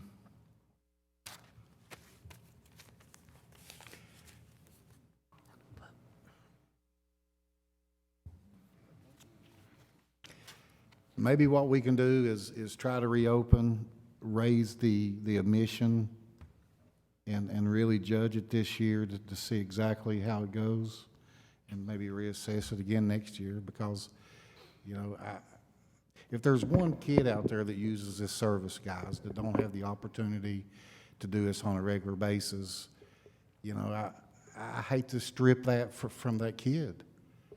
Well, what we could do if you want to do that, I mean, we already have it in the budget, right? For the first, the month of June. So we can watch it the month of June and see how many people, what the attendance is. Is that right? Into June, the budget cycle ends June 30th, right? Correct. Okay, and then you'll know the month of June, and then before we put it in the budget for next year, we'll have a whole month to look at. And if it looks bad, don't put it in your budget next year. Maybe we could also advertise and let the citizens of the communities where these pools are located, you know, give them notice that these pools isn't being used well like they need to be used. If we keep them open, they need to, we encourage all citizens to use these pools. Well, we talked about too, raising the price for students or children $3 and adults $5. Y'all need to vote on that, whether you want to cross the board, everybody $3. My thinking, I went over to the Phelps Senior Citizen Center last year, and met Hillman over there, and going in, they was 7 or 8 kids swimming in that pool. You know, guys, I mean, they're in your districts, I mean, it's ultimately up to you guys, but I hate to cancel it. I don't know what Bob, how he feels, but I know the area we're in, $3 would be kind of hard for kids to come up with each day.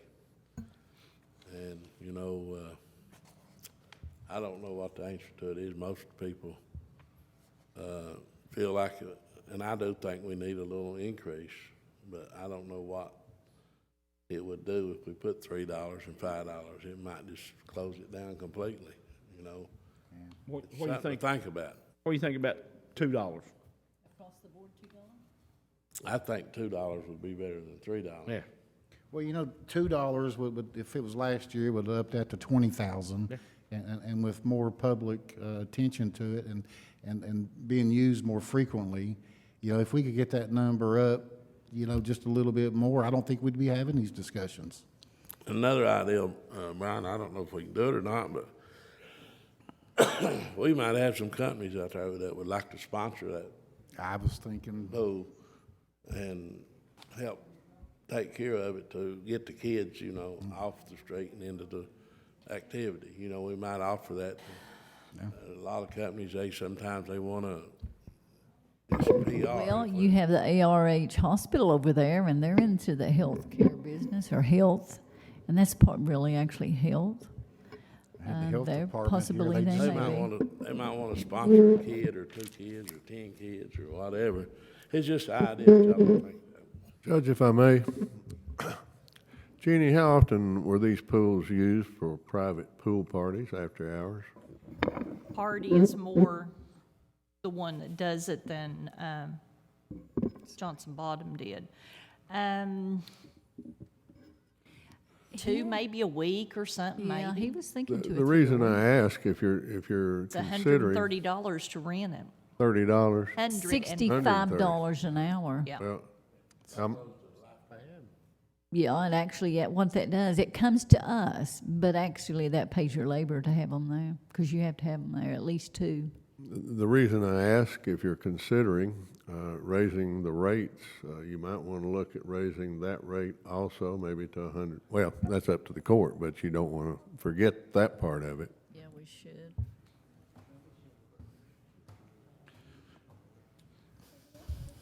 Everybody's looking to this side of the table, guys. Yeah, we're ready to go if they're ready. If they're not, we're ready to do that too. Well, I guess Jenny did bring up a good suggestion there that let's go ahead and open the pools for this year and let's watch it for this month and this budget cycle, and then we'll make a determination then. But, I can't see us cutting any service on anybody and taking money for a pool or golf course as far as that goes. I'm not really suggesting opening. I'll do whatever, wish. Yeah, I mean, I don't really have a vote on that, but I'm ready to go if we're ready to do it. I was just thinking if you open it for June and it looks like it's, I'm just thinking if we raise, and I know that people are out of jobs, we may have less attendance, and at the end, toward the end, before we even complete our budget, you wouldn't have to put in we do have to cover the next month, but you don't have to put it in there to open them next year. And that would be, if I need to put that in a form of a motion, I'll put that in form of a motion that we do that. I think he does, don't he? Exactly what is your motion, Master Varney? That we go ahead and open the pools this year. We're going to monitor them this last month of this budget year, and then make a determination of whether or not we will continue after this year. Are you going to consider any rate increase when you open this year? I think, yes, let's go to $2, but I'd entertain that thought if that's all right with everybody. $2 for an adult and $1 for a child, is that what you're saying? Just straight $2? $2 across the board. All right. Anybody wants to sponsor a Madam Clerk, you have all that? All right, and the sponsorship, if some company wants to sponsor a kid, what a season ticket would be, we'll give them some kind of value on that. That's a great idea, Bobby, the season ticket. That's a good idea. And the parties.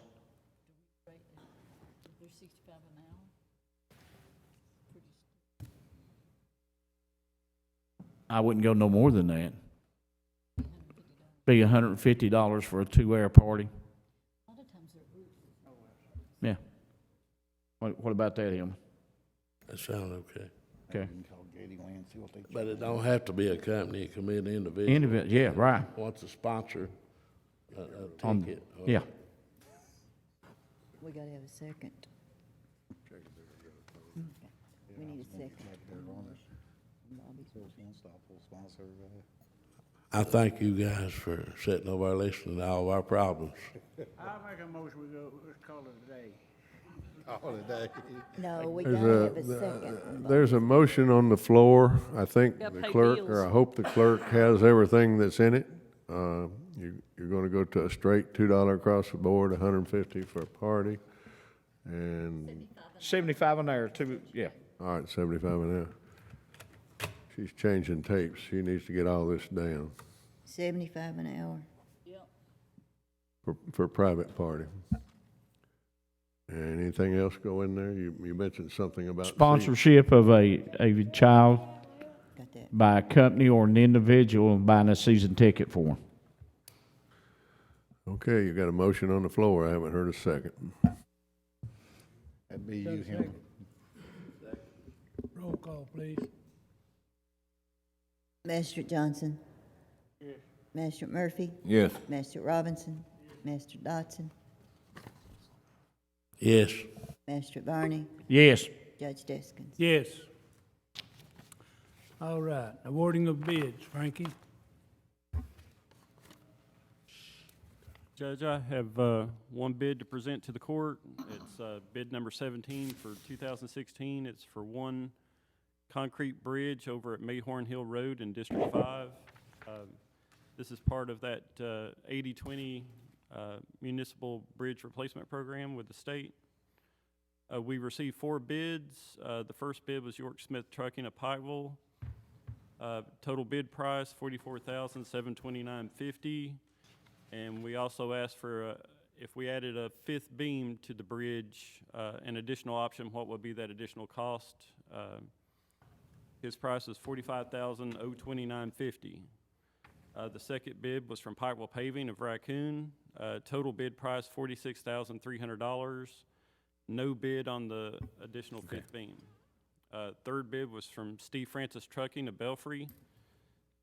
Total bid price $53,750. With the additional 5th beam, $54,750. The fourth bid was from Evans Construction of Beattyville. Total bid price $102,800, and no bid on the additional 5th beam. We got them. It is recommended to award the bid to the lowest evaluated bidder, which would be York Smith Construction, having the lowest evaluated bid price of $45,029.50, and that would be with the additional 5th beam.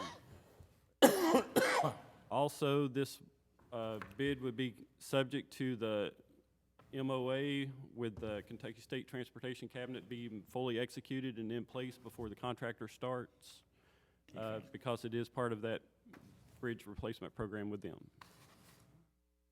Judge, that being in my district, I know we've always got the approval. The money, you know, I hope the contractor, I see him sitting back there, is aware that, you know, we don't have the money in place right now for this bridge.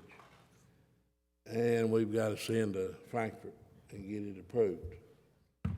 And we don't know whether or not it will be approved or not. Jack, our road commissioners, talked to them down there, and they told you to send them the diagrams and the estimates, didn't they? Yes, yes, they did, and I talked to some state people, and they said the piers, foot pier would be enough, but I made it 18. They said 4 beams would be enough, but I'm putting 5 in it. And it's going to be done right, but it's on, they will approve it. If we have to tinker with it, we'll get approval of it. Why are you doing the extra cement and the extra beams when it's only a 13-foot bridge? Well, it's a big, it'll cover the weight if we ever travel through there, because you got a sewer deal down there, and the road could be blocked with the water, and the beam just costs us $300 more. And the bridge will be stable enough and strong enough to take care of what weight goes across it. So if you're going to do something, do it right. And What about the extra cement? You know, if the state approved 12 inches, why do we want to do 18? You know, that's more money out of my budget. Yeah. And I know the state's going to pay their part, but, you know, Well, we they want won't to build, really we even want to build a good bridge, but, you know, why you want to go 18 inches when the state approves 12 inches? And why you want to go 18-foot wing walls when you don't need that much? I think we've got, looked at this, probably $20,000 worth of concrete going into this bridge. And, you know, in the past, we just approved whatever the state recommended. The truth of the matter on the state, I talked to Joe on that, the state don't want to get too much into that. They don't want to give you a diagram anymore because they got sued over it. So they know what's sufficient to do, basically. They won't tell you hardly nothing no more about that. But you send those programs down and you diagram, and they will go along with it. And I've looked around at other bridges in the area, and like I say, a lot of weight may go down through our dealing with that sewer deal, and this will be efficient for whatever weight's on it. And you'd rather have something a little better than a little less, or questionable, I would think. Well, you know, I agree with what you're saying, but the road that goes down to the sewer treatment plant is already in place. Right. If you got weight that needs to go down there, they can use that road. Well, it is but you could have a problem with the river being high and you can't get down there. Well, you know, we just have to wait till it goes down. We can always not exercise that option on the 5th beam and just knock it down to just the 4-beam bridge if you don't want to put the 5th beam in. I mean, yeah, we can do that. That's no problem. He said $300 difference in the beam. What I was talking about is the width of your footers from a 12 to 18. He said he could have got by with the yeah, we 12 can't inch. change that because that was part of the specs on the original lump sum bid. But this additional 5th beam, we can take it out because that was additional cost on top of what the bid would be. But we can't change the wing wall. We'd have to rebid it. Who deal here. Who designed the wing wall? I got my design from the road Yep. commissioner. What I looked at, what a road foreman over there had wrote up, and looking at the originality you got there now, you got a couple little problems. One is you got these crib blocks that's going that ties up to a wall up through there, and as I talked to the county attorney, I always try to seek legal advice. When we tear that bridge out, it's going to mess with this wall up there going up to the left on the exit side as you come off the bridge on the main road. So I figured the way we could do that is take in that wall and cover that so that landowner won't give us a problem, because when we tear that wall out, it's going to mess up his wall. And so Randy mentioned that to me, and I took it in consideration, talked to John Doug on it, and we can change that a little bit, work with the contractor. We can take that wall down as we go back a little bit down and go up further, make sure that our bridge don't get watered behind it and cut it out. And on the other issue coming in from the main pounding mill side, the landowner, the way they got the forms right now, we don't have the property. They come up to the side as a corner deal, and they come up 18 foot, so that's why I replaced what was there to support the road. The road's about 4 foot higher than the guy's yard to the right. So if we come up there with that beam, that supports that. Well, the other beam they got on the other side's 18 foot. And then they got a water basket on the other side, and it takes about a little bit 12 foot to get to that water basket, because water gives a problem. So it all suited in with what the present system in, except this system will be a lot stronger and better, will be there for many years. I don't have a problem with it. You know, we want a good bridge, but I want to go with the budget too. You know, we just discussed our budget a few minutes ago, and we're in a tight budget. And if we're going to go over and above what we really need, then we need to look at doing what we got to do. But You know, if that's what you recommend, and the contractor has agreed to do it, then I don't have a problem with it. Yeah, he's give us a pretty good price on it, pretty close to what I didn't analyze it to put the materials and stuff in there and look at the price, but he gave us a good price, I think, on it. I thought 39 it might go for, but, I don't want to get into another bridge problem like Leo had up there. and the way we conducted this prevents that from happening. Let me clarify something. What Jackie Darrell asked me about was a concern that he had that if he built it a certain way, that a neighboring property would fall in. And I said, if that happens, we're going to get sued. And so I said, fix this so that this property owner will not experience any problem. And because I don't know anything about building a bridge, other than I know we'll get sued if we cause a neighbor damage. So we don't own enough property to build a bridge on, is that what you're saying? No, that Jackie Darrell would have to explain that. It's just the way that he had this retaining wall, the property owner, and it wasn't a concrete wall, it was a cribbed wall, as I understand it. Is that right, Jackie? Right, it's a crib block wall there, and It's like, you know, they're like this, and when you rip this side out, this side will, Yeah. you know what I mean? They're just all alternating and tied together. It's one big. So my advice was not to cause the neighbor any problem. I don't need another lawsuit. And I told the neighbor there, his crib block wall's out in the creek a little bit, and we need to move it back in a little bit and still secure his property and make it where the water flows good through there. Need a motion, I guess. I'll make a motion and we send it down and see if we can get it approved. And, you know, another problem we come back, if my budget don't have enough money to pay for it this year, then where are we at? Oh, it'll probably be next year before we can get anything executed, I would say. And the way we did it got the best price out of the deal. You know, instead of one contractor send the price down, we did it on an open competitive bid, and that competitive bid saved us a lot of money, I would assume. I think that's the way we've been doing them. Supposed to be. If we ain't, we've been violating the law. That's the reason I did it this way and talking to Frank and talking to John Doug to make sure we stay in the bounds of the law. Have we not done that in the past? In the point of getting it down, I think it'll be July 1 before. It may be somewhere in the middle of June for them to get started on it, and needing any payment wouldn't be till July 1, I figure, or into it at this point in time for state to approve it, get the contract, get it up here and get it approved, get back down there, get all the signatures. Then once it's executed from there on the last end, then you can start. So it's probably going to be in June and probably July before payment would be needed. But John, though, my question was, have we not been using the competitive bids, Frankie? You know, we bid 4 or 5 bridges in Hurricane last year, or year before last, and I think one contractor got 3 and one got 1, didn't he? All those we used the bid process on, except for back last spring when we had that problem on the Gibson Bottom Bridge. Nobody told me that it needed to be put out for bid until the bridge was already ripped out. And But we didn't even that's have one bridge as you Now, dealt all the with others it. had been bid. I think there had been estimates sit down to get the contracts with the state in place, but they were still before any contractor was awarded anything, they were still competitively bid. Right, they were bid out after you got the award from the state that they were gonna do the bridge. On those, yes. Well, you know, what I'm trying to clear up is, we've got the press here, and Jack talked there that we've not been following competitive bids, and that's what I want to clear up. Other than the Gibson Bridge, that's the only problem we've had, right? Mm-hmm. Yeah.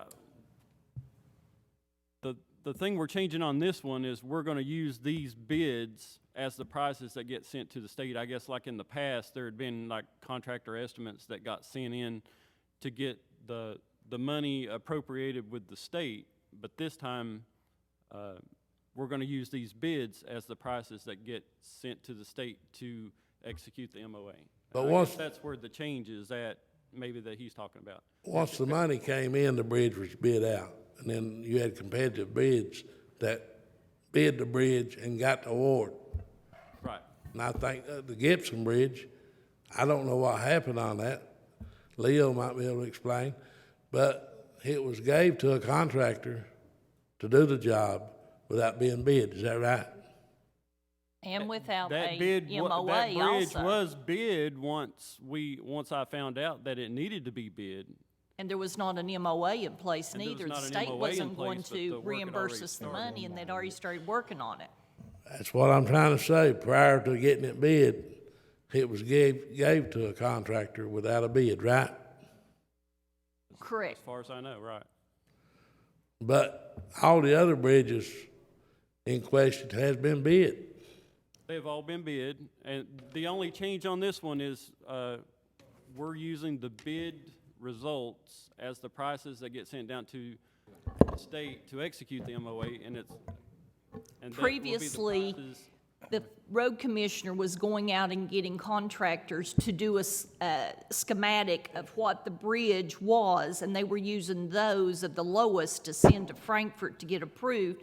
Then on the back end, we were bidding it, when really we should be bidding it on the front end, sending those to Frankfurt. So that's the only change. See, last time, on the expenditure list for last month, and this is a couple years down the road, we had done one bridge where a contractor had estimated, well, the state appropriated and sent $40,000 to do that bridge. Well, when we actually bid the bridge out, the bridge came in at around 20. Well, last month, after they started going through, and it was like 2 or 3 years down the road, they saw they overpaid their part on that bridge, and we had to send them their money back of what more than what we got, than what the bridge, once we bid it, cost. You should have sent their money back. This way, we've already got the bids in place.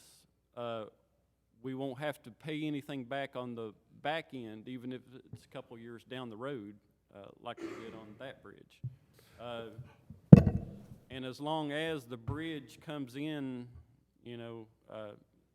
we never had that problem with any other bridges because their part, what the actual bid was more than the 80% of what the cost of the bids were. So, except for this one bridge, it came in really low, and we ended up having to give them their money back. I think it was This way it kind of cuts all that out. The bids are already in place. The documents are the MOA will be in place and before the contractor starts. And then that way we won't have any other problems with bids or refunding money back to the state or anything else like that again. Mr. Dodson, did you have a motion to accept the recommendations of Frankie Stacy on the awarding of the bid subject to receipt of the MOA? If money's in place to build it. I understand. Well, there's a motion, Judge. I think you need a second. Need a motion? We need a second. Roll call, please. Mr. Johnson? Yes. Mr. Murphy? Yes. Mr. Robinson? Mr. Dodson? Yes. Mr. Barney? Yes. Judge Diskins? Yes. And just to clarify, that is with the fifth beam, right? That was the recommendation that I made. It was with the fifth beam. It would be another $300 over. Whatever recommendations that It was your with road that commissioner extra- made, Right, if the contractor can go in and do that for that. right, okay. On this price with the fifth beam, it's going to cost $9,000 if we do the 80-20 participation out of your road account. Well, And on an extra 300, that would only be $60 more. I'm not arguing over the $300. I'm arguing over the width. And I'm not gonna get back into it. I've done talked about it once, 18 versus 12. And, you recommend that and it's over with. Yeah, the regular bridge was 16 foot by 22, but 22 foot of that was on dirt. And as I analyzed it, we had a 10-foot right of way down through there, and so, of water. So instead of being 22 foot long, 13 foot serves the purpose. So, in a way, and Frankie clarified it pretty well, but if somebody knows the amount of money out there, I've been in business 40 years, you may have a higher cost. So if you let them competitively bid with it to start with, I think we can make our money that's available down there go much farther. That was my thoughts. Jack, I'm not disputing your word. I know you bid on a lot of bridges before you started working with the county, but you didn't get any of them, did you? So, you know, I'm wondering. I bid one bid with them there and came close on a few, but no. When I figured out, I figure a profit in it, well, everybody else does, and they outfigured me a little bit by a little bit, and that's fine. Got a motion and a second. Roll call. You got a roll call, please. We did it. We got it. That's what Rosie said. Okay, We voted on it. done. They voted on it? All right. Yeah, do you? I think we did either. On the bridge? I didn't hear a vote. On the bridge? You did, Yeah. Yes. Voted on it. Got it. I thought we voted on it. We did. You're good. We voted on it. You satisfied, Rose? Yeah, we got the motion and second. And Yeah, it's all correct. Frankie, have we been approached by Worldwide Equipment yet about entering into the leasing of the dump trucks and the roll-offs and things to get that process started yet? The guy that's over that now isn't Jim Dotson anymore. He's kind of moved on up a little bit higher. So his name is Scott Picard with Worldwide Equipment. He said that the auction for the trucks to go back to Alabama is going to be the first week of June. So we need to have the trucks down there no later than June 1st so they can have them prepped and ready for the auction on the 7th. We've got our orders in for the trucks of the ones that we're going to get back for the new year. I don't know if they're going to pick those trucks up when they take the old ones down and bring the other ones back or not. He never got into that, but I will have for the May 2nd, the second court meeting in May. I'll have that bid for the dump trucks and the roll-off trucks to present to the court. I think Bobby was wanting to add an extra roll-off to the two, making it 3 this time. Yes, if the court would agree to it, it's just, we have 3 roll-off trucks that runs all over this county from side to side, and the 2 of them are new. The other one is old, and I was talking to Jeff just this other day. This old truck has got almost 500,000 miles on it. And he says the truck's gonna go down any time, which it could be used as a spire truck just fine, but if we could just go ahead and lease 3 of those roll-off trucks, we'd have a full fleet of new trucks each year, so if court would approve it. Bob, Ben, you talked about this last court meeting. Did you ever come up with what it costs to lease these trucks? I know they have a good return on their sale. John, how much are we losing each year on the roll-offs? Let me, after you all come back from executive session, I'll bring down my analysis I do each year on the dump trucks and the solid waste trucks. But as I didn't far as print the that off. roll-off transfer trucks, last year at auction was their best year ever on the price. I know that since the economy's recovered, that's the reason that they approved that 7th dump truck for the landfill instead of buying a new. I know they had like an old truck there that they leased an additional one for, and it's, you know, where it's not going to have very many miles on it. It should sell really well at the auction. I think it's only going to have like 8,000 miles on it. But I think at one time, wasn't we making a little money on the roll-offs? Yeah, the That's roll-offs. what I said. The roll-offs do a lot better at the resale than what the dump trucks do. That's what me and Bob talked about, and that's what he's wanting. I think there was one year it took a hit, but I think last year, but like I said, I'll print off my recapitulation of it that I have whenever y'all come back, and I'll give you the exact on them, both of them. I know the roll-offs are used a lot over at the Phelps. I bet they bring 5 or 6 loads a week out of there, don't they, if not more, that we wasn't doing a couple years ago.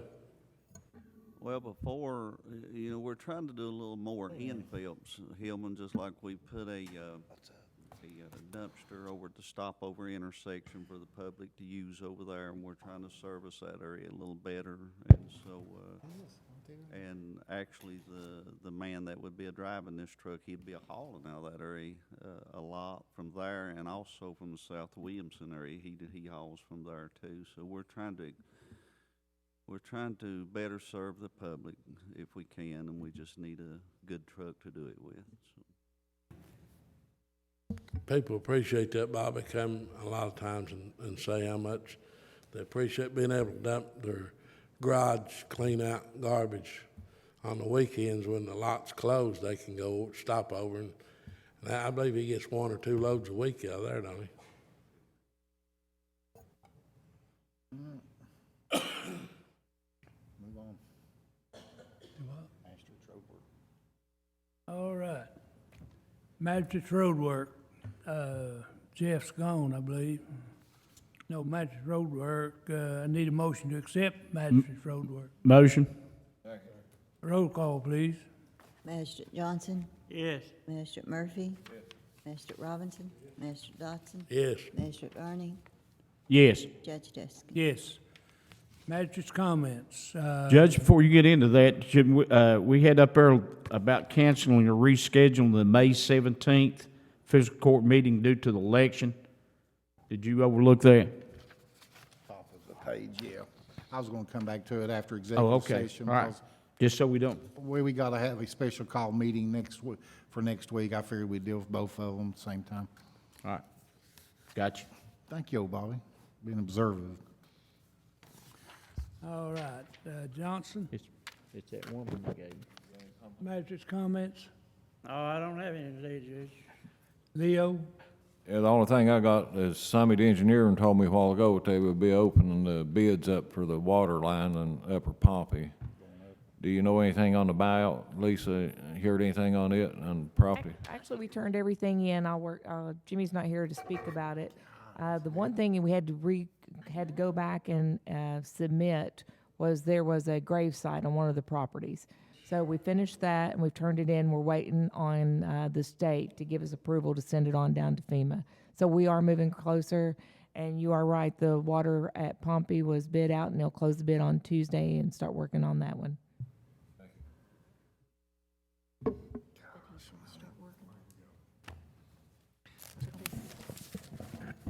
Do. The zero increase to you. have we got a motion and a second? I think it, I didn't have anything. Already had mine. Kenneth, any comment? No comments?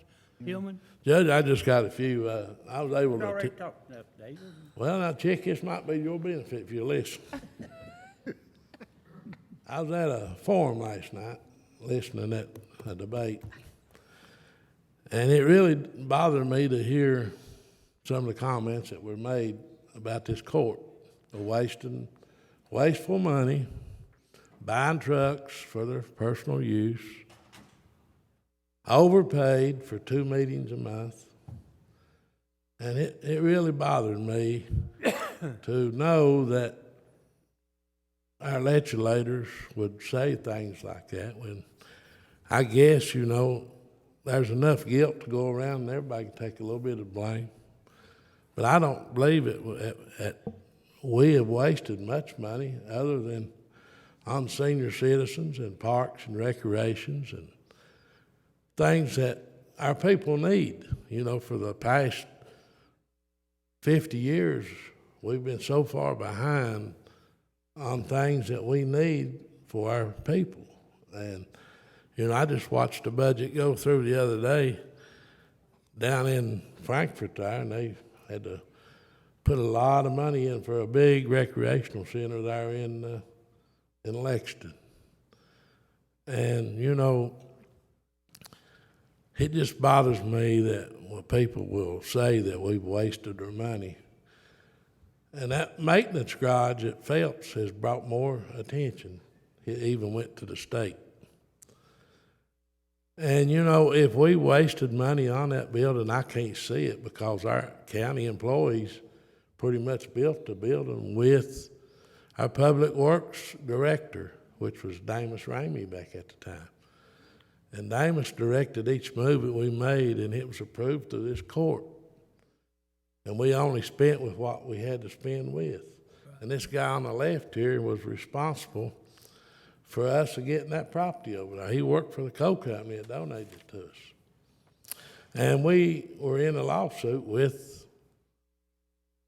a neighbor for a garage that we had over there that was not fit for a dog pound.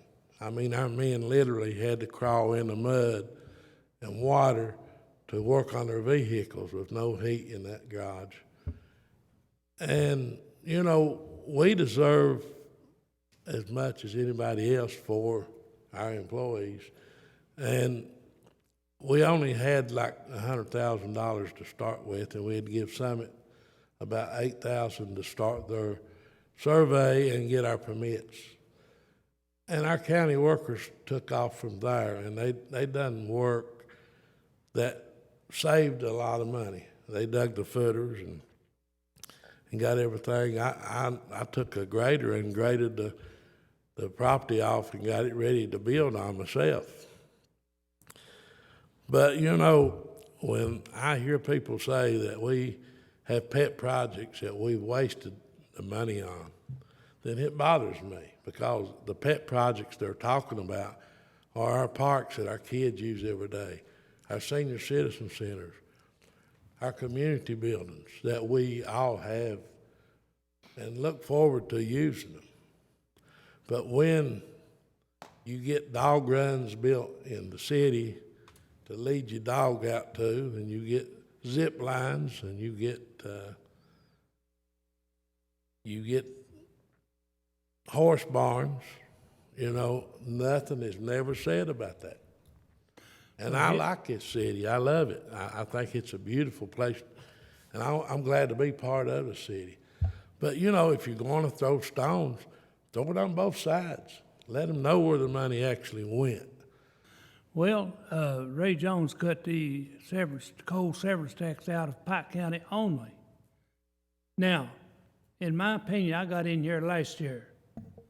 We had no money to waste and had to pay 1 cent occupational tax.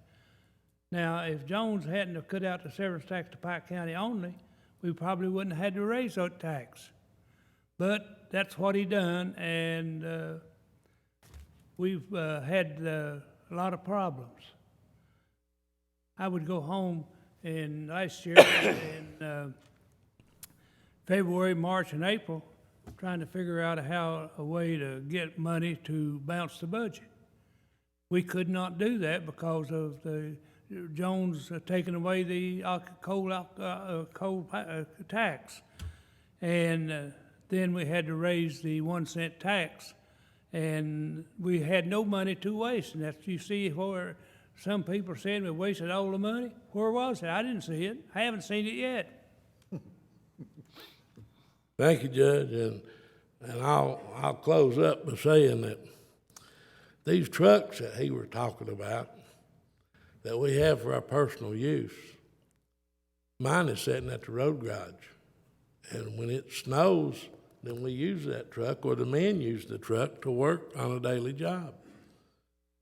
And if we need to ride them to a meeting or something, I think that's what they're bought for. But I think the public enjoys seeing that truck out there pushing snow so they can get in and out. He said he had never seen me do any of that work, and it's because he's not been over there. You know, if you live in Pikeville, it's hard to see what goes on in Phelps or Johns Creek.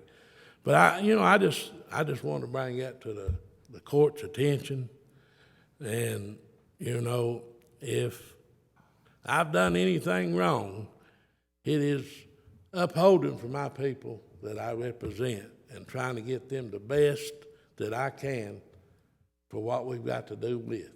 And if that puts me in a wrongdoing, then I've done it. And I'm going to turn it over to you, brother, and let you finish it. I want to say one comment to you, Hillman, on that, with that discussion. I guess it bothers me that it gets said that we wasted money because of the fact we had no We sent requests down as to what was requested.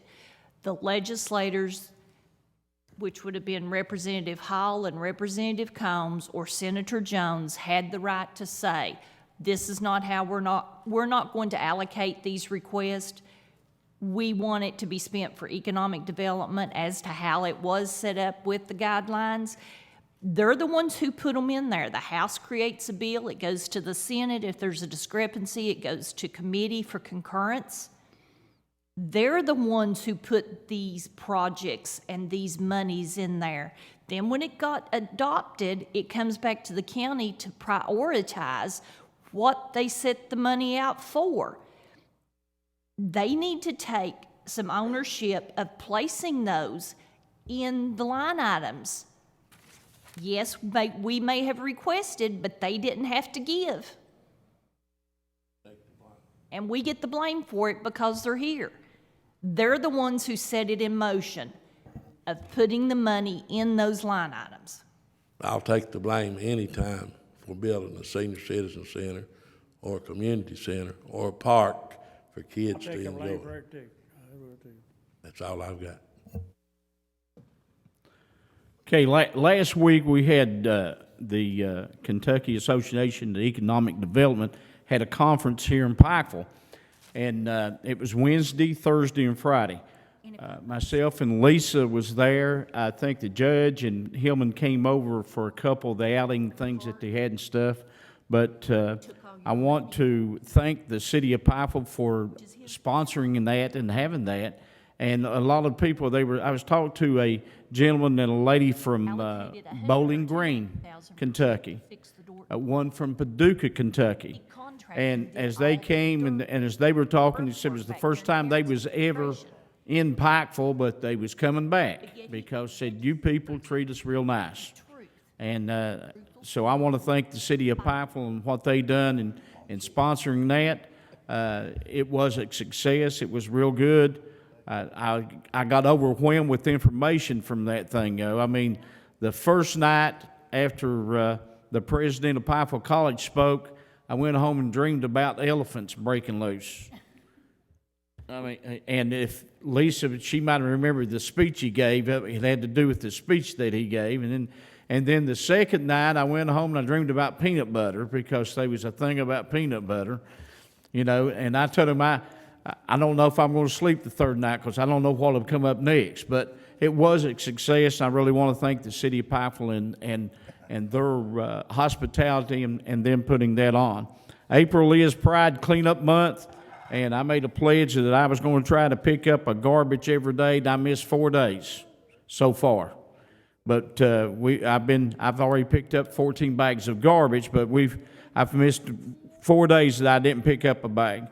There's several groups and stuff that has already in my district has already picked up a mile and a half of road or whatever. I'd like to recognize some of them. I will get their individual names and share with you at a later date, but right now, the Hardy Church of Christ, the McAndrews Church of Christ, Walmart employees, Terry Wells Salvage at Burnwell, Belfry High School, JROTC. And these groups have done a great job. I've been out there with them. They've done a great job. But I can't go without mentioning a lady's name up at Josh Holla at Narrows Branch, Norma Scott. Every day, rain or shine, she gets out and walks, and she takes a garbage bag with her. But it's people like that make me proud of Pike County. It makes me, I don't care to drive by their houses and stuff. Now, I'm ashamed some places I have to drive by in Pike County. I'll just admit it to you because of the litter and the garbage that's built up and stuff. But we have got some people that really care, and we got some people that's doing a fine job. I want to recognize them as much as I can. Our Pride group, I'm behind them. I'm with them. And everybody have a good time at Hillbilly Days. Thank you, Judge. Hey, Hillman, if you can, why don't you introduce your special guest there? Maybe he can speak. Thank you, Brian. Yeah, is he Jeff's proxy? Is he Jeff's proxy? Jeff's proxy. That's my grandson, and he's special. His name is Mason. Now, I rode ATVs with him. Yeah. Yeah. I've seen him out there on the trails. That's you. Thank you. All right, next on the thing is Mr. Chick, you have any comments? No, I don't have. Oh, he's already done that. Oh, we've already done that, all right. Treasurer's business, Chief, do it after executive session. all right. I need a motion to go into executive session. Shouldn't be long. Yes, I'd like to make a motion at this time we go into executive session in accordance with KRS 61.810, paragraph F, general personnel matters, and paragraph C, proposed or possible or pending litigation. Second. Roll call, please. Magistrate Johnson, Yes. Magistrate Murphy. Yes. Magistrate Robinson, Magistrate Dodson, Yes. Magistrate Varney. Yes. Judge Teske. Yes. Court will be in recess. Truck driver mower lot number 5's awarded to Tony Dotson at a 3H rate of pay. Loader solid waste area number 2 at Belcher, that position goes to Bradley McCoy at a rate of pay of 2H. Cashier at the solid waste office at a 3H rate of pay goes to Tiffany Jolly. Mower carpenter helper for Public Works at a 2H rate of pay goes to John Thompson Jr. Small engine repair, Public Works Department at a 3H rate of pay goes to Ronnie Dotson. Approval for Thomas Green to temporarily replace Darwin Akers as a temporary solid waste cleanup driver at a 2.8 rate of pay while he's off on sick leave effective April 11th. That is the judge's recommendations. I got a second. Roll call, please. Magistrate Johnson. Magistrate Johnson. Take it up next court meeting. Oh, I'm sorry, Jeff. Hey, you had a great Magistrate call. Anderson. That's been throwing me off all morning. Magistrate Anderson. Yes. Magistrate Johnson. Yes. Magistrate Murphy. Yes. Magistrate Robinson. Magistrate Dodson. Yes. Magistrate Varney. Yes. Judge Teske. Yes. Judge, if I can, just a couple more things, John. Hillbilly Days this week. The courthouse will be closed Friday. Oh, thank goodness. The courthouse will be closed Friday. All other county workers may take off a half a day Friday with a full day's pay. That's the. What you gonna do for that other half? That's gonna pay them. I mean, no, you said you're gonna be closed, and then they can take off a half a day with half a day's pay. The courthouse facilities will be closed Friday. So that includes the Phelps and the Belfry? Yeah, all courthouses will be closed Friday. All other people, all other county workers may take a half a day Friday off. With pay. Still means parking. What you're saying is a half a day work, they'll get paid 8 hours? Yep, yes. So they need to come out and work a half a day on Friday? Half a day Friday. But this courthouse will be closed? Yep. I reckon all courthouses, Belfry Courthouse, Phelps Courthouse, and this courthouse will all shut down Friday. Will be closed at 12 or at 8? At 8. We won't open it all Friday. I still ain't got you, bud. Do the employees need to show up for half a day's work? No, not in the courthouses. All courthouses will be closed Friday. So the employees, by not coming on Friday, will have to have 4 hours of personal leave or 4 hours of vacation and get paid for 4. Well, this got hard all of a sudden. I mean, that's how You're either gonna have to. Let me say this. All employees that works in the courthouse does not have to, they're off Friday totally. With pay. With pay. all other county workers and solid waste, road lots, comes in, works a half a day on Friday, and then they get off the remaining half day with pay. That's clear as mud now. That's better. It's better trying. Boo! I have to work every day. Diane, me and you go work Saturday. Do we have to vote on that? No. No? No, do they have to All vote on solid that? waste departments have to stay open till 6 o'clock at night. Yeah, get them to vote on it, Judge. I take Yeah. that back. I need a motion. Back. Roll call, please. Magistrate Anderson. Magistrate Johnson. Yes. Magistrate Murphy. Yes. Magistrate Robinson. Magistrate Dodson. Yes. Magistrate Barney. Yes. Judge Deskins. Yes. Treasurer's business. One other question, Brian. What if somebody says out on the road department or at Public Works, what about the animal shelter? What are we doing there? Leaving them alone? Half day Friday. Half a day Friday? Okay. Or they can move theirs to half a day Saturday? They can move it to half a day Saturday if they prefer. Since they work Saturday. Right. Okay. What if somebody says, I'm just gonna take the whole day off? Are they Well- gonna have to charge 8 hours of vacation, or they have to work the 4 to get the 4 off? You know, Hey, these are things I we know can I mean, it's the court, you know, it's the court, but it's a good question. Things we get asked. You know, is it, Don't put no blame on the court now, let me tell you. I believe that what you said in the back was that everybody was gonna get a half a day off. okay, Out in the field, except Huh? for the courthouses. Well, now, when you start That's firing, what I'm trying to get. yeah, I don't want them to call me and blame me. well, that's And what I we, don't want you to get yourself in no trouble. But Let's resolve the issue here and be fair to everybody, all right? Let's just say that the courthouse will be closed at noon on Friday, and the courthouse employees will be, including Belfry and Phelps, will be treated the same as all other county employees. In other words, you'll work 4 hours on Friday and you'll get paid a full day. With this court's approval, that's all county employees. I'll second your motion, John. But if they don't work, they're gonna have to charge 8 hours of vacation or personal leave off. They gotta work the 4 to get the 4 off.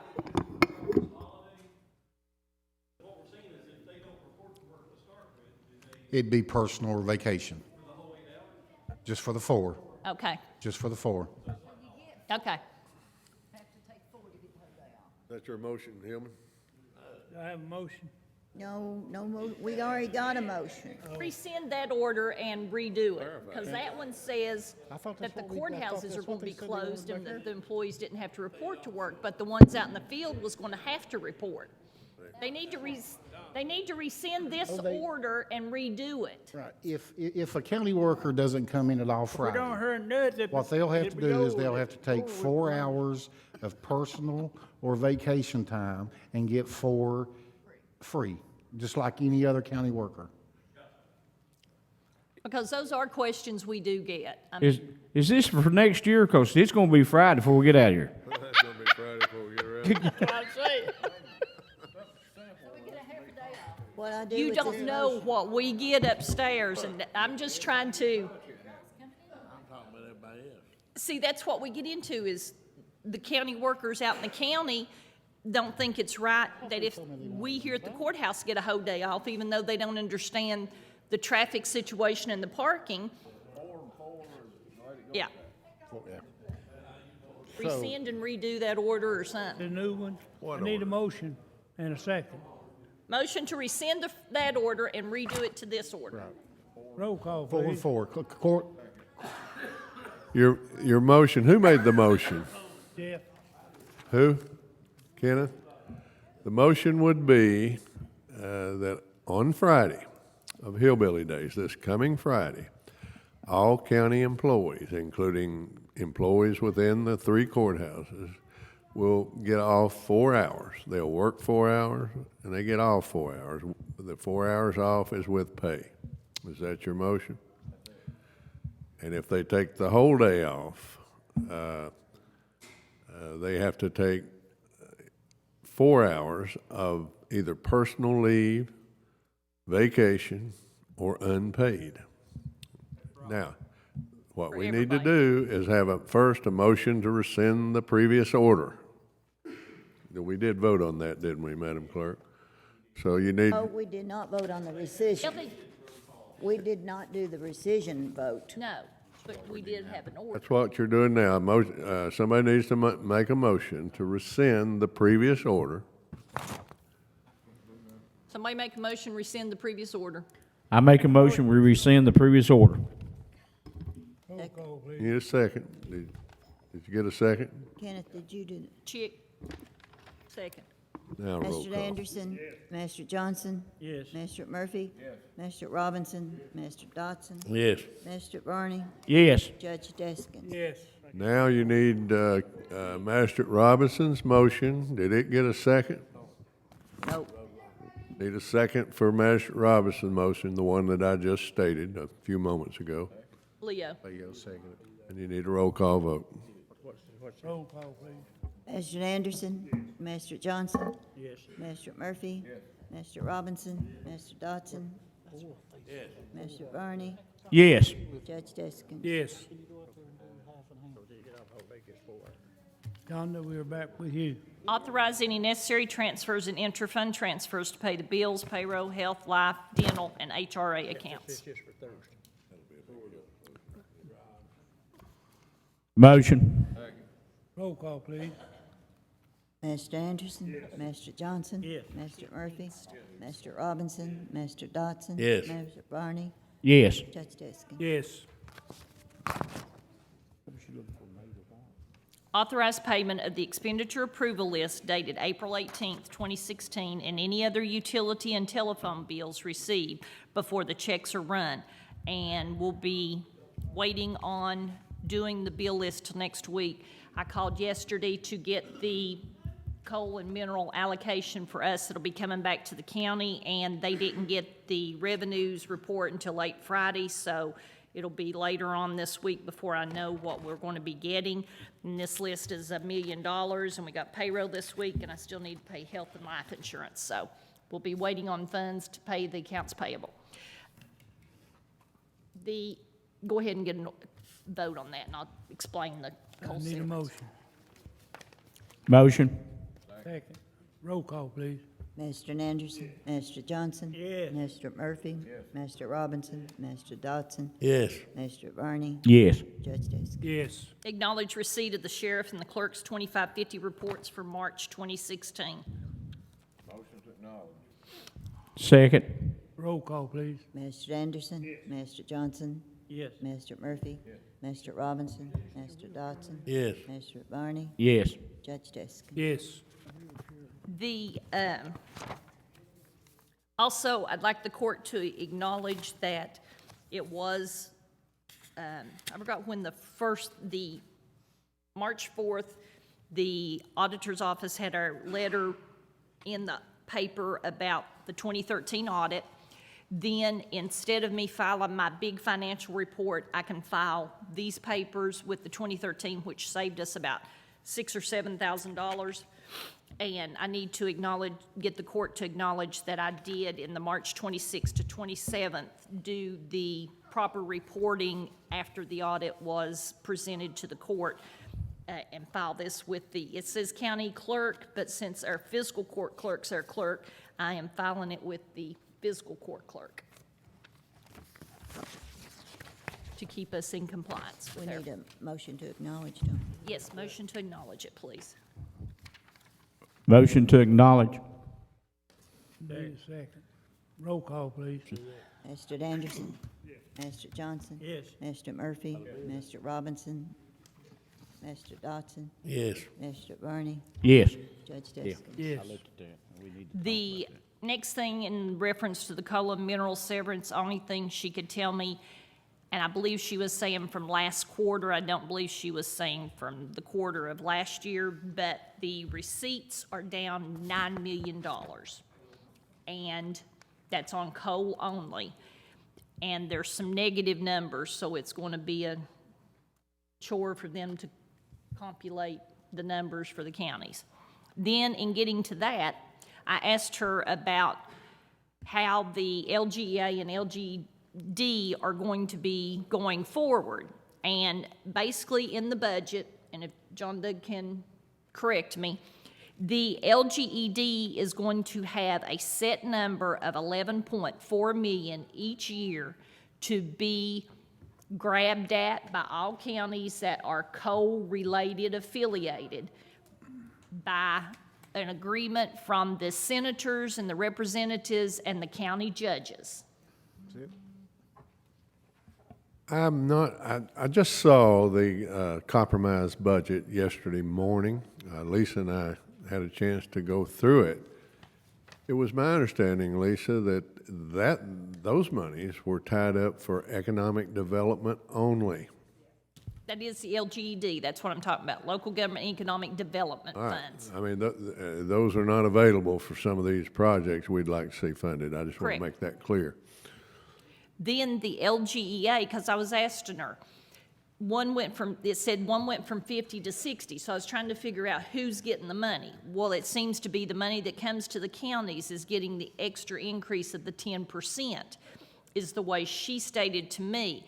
But she said it's going to be more like 50% that'll be returned, so I said right now we're getting 15%, so that means an increase of 35%, which really probably is going to put us not much better anyway, but still.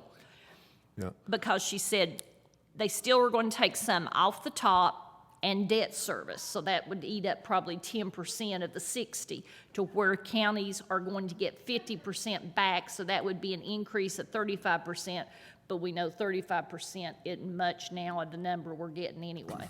But as I understand it, Jonda, and Lisa, again, you've got the section right there before you. There was a set figure put in that of a million something each year.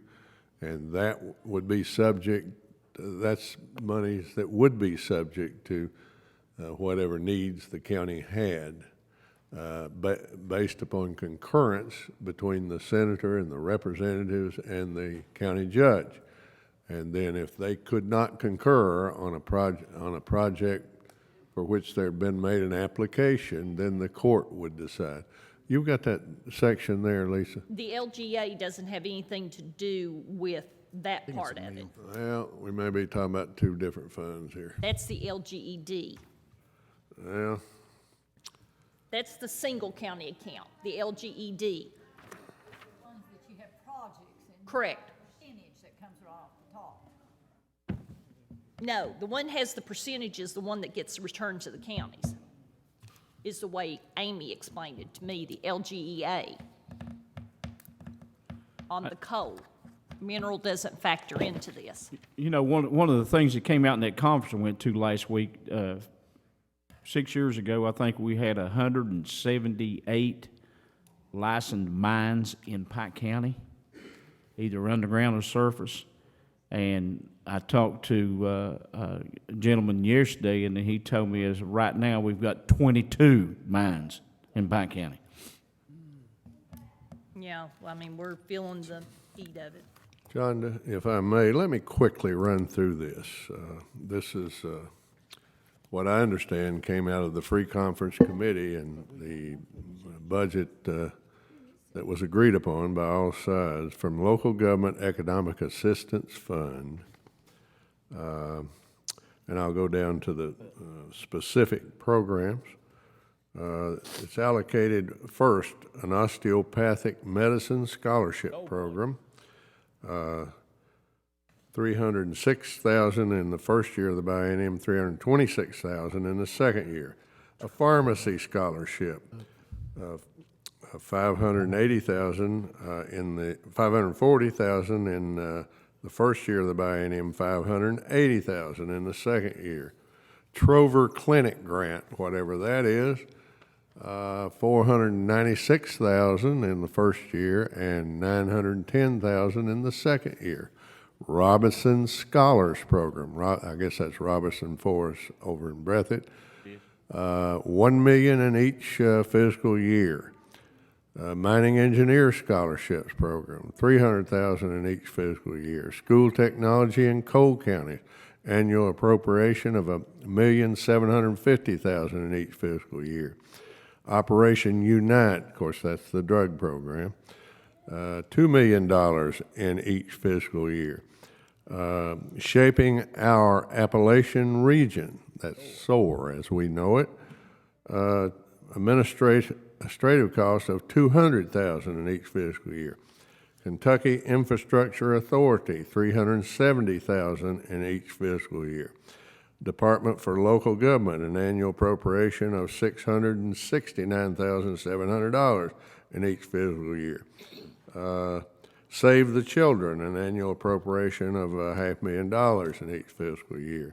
Family Medicine Residency Program at Owensboro Health, $414,000 in fiscal year 2016-17. That's the first year of the biennium. Debt service, and this has to do with bonds, to support bonds, certain bonds authorized by Kentucky statute. I don't know specifically what they are. They are $7,352,300 in the first year of the biennium. And then it gets a little complicated. An amount equal to 50% of the remaining balance of severance. I don't know how much balance can be left after all that. And of severance and processing taxes on coal collected annually shall be transferred from the general fund to the Local Government Economic Assistance Fund. That's LGEA, as you have said. But that's pretty much what that goes to. She said off the top in the debt service, and then we get Right. 50%. 50% of the remaining balance. It may not be much of a balance time. You get down there, I'm going to tell you that. They're starting out with 50 And million and 45 million. And then prior to distributions to local governments, us, for example, or any other use of the funds transferred to the LGEA Fund, Local Government Economic Assistance Fund, pursuant to KRS Chapter 42, another amount for debt service. You follow me there, John? Mm-hmm. No transfers shall be made to the Local Government Economic Development Fund established by KRS Chapter 42. Additional coal severance transfer, notwithstanding Chapter 42, an additional amount equal to $600,000 in each fiscal year shall be transferred to the Local Government Economic Assistance Fund. And then there's something on Local Government Economic Development Fund. First, coal severance tax transfer pursuant to Chapter 42, $22,500,000 in each fiscal year. Next, $10 million each fiscal year shall be transferred to the single county accounts of the Local Government Economic Development Fund. Now listen to this language: to be allocated to projects with the concurrence of the respective county judge executive, state senator, state representatives of each county. In the event concurrence is not achieved, the local fiscal court of each county may apply for grants through the Department for Local Government pursuant to KRS 42.4588. Now, 42.4588, I've got a copy downstairs but not with me, is strictly for economic development. It's not for use for bond payments on a courthouse, community center, or anything else. Next, $5 million in each fiscal year shall be transferred to the Kentucky Higher Education Assistance Authority budget unit for the Cole County College Completion Scholarship Program. And then $7,500,000 in each fiscal year shall be transferred to the Kentucky Coalfields Endowment Fund. And I'm not even going to go into what that's all about. The remaining goes in this trust fund. It's to be used for these specific purposes: economic development, public infrastructure, water and wastewater, public health and safety, and information technology development and access. And that would be things like broadband, for example. Projects shall be based on economic impact, job creation, workforce development, community benefit, available partnerships, project readiness, and the ability for a project to be self-sustaining. Additional coal severance tax transfer, notwithstanding KRS 42.450 to 42.495, and that is the requirement that coal severance tax funds be used strictly for economic development.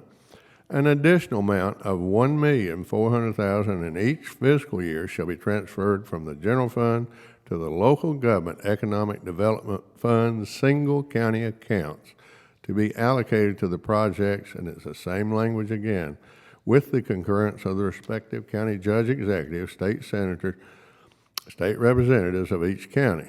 In event concurrence is not achieved, the fiscal court of each county may apply for grants through the Department for Local Government pursuant to KRS 42.4588. So there's a lot of questions that I have about this and just how much money Pike County is looking at.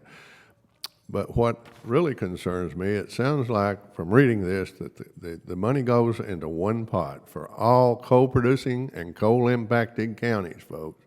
And we'd be competing with a Floyd County, for example, or a Letcher County, or Martin County, or whoever, or a Western Kentucky County, for that matter, to receive, based upon a grant application.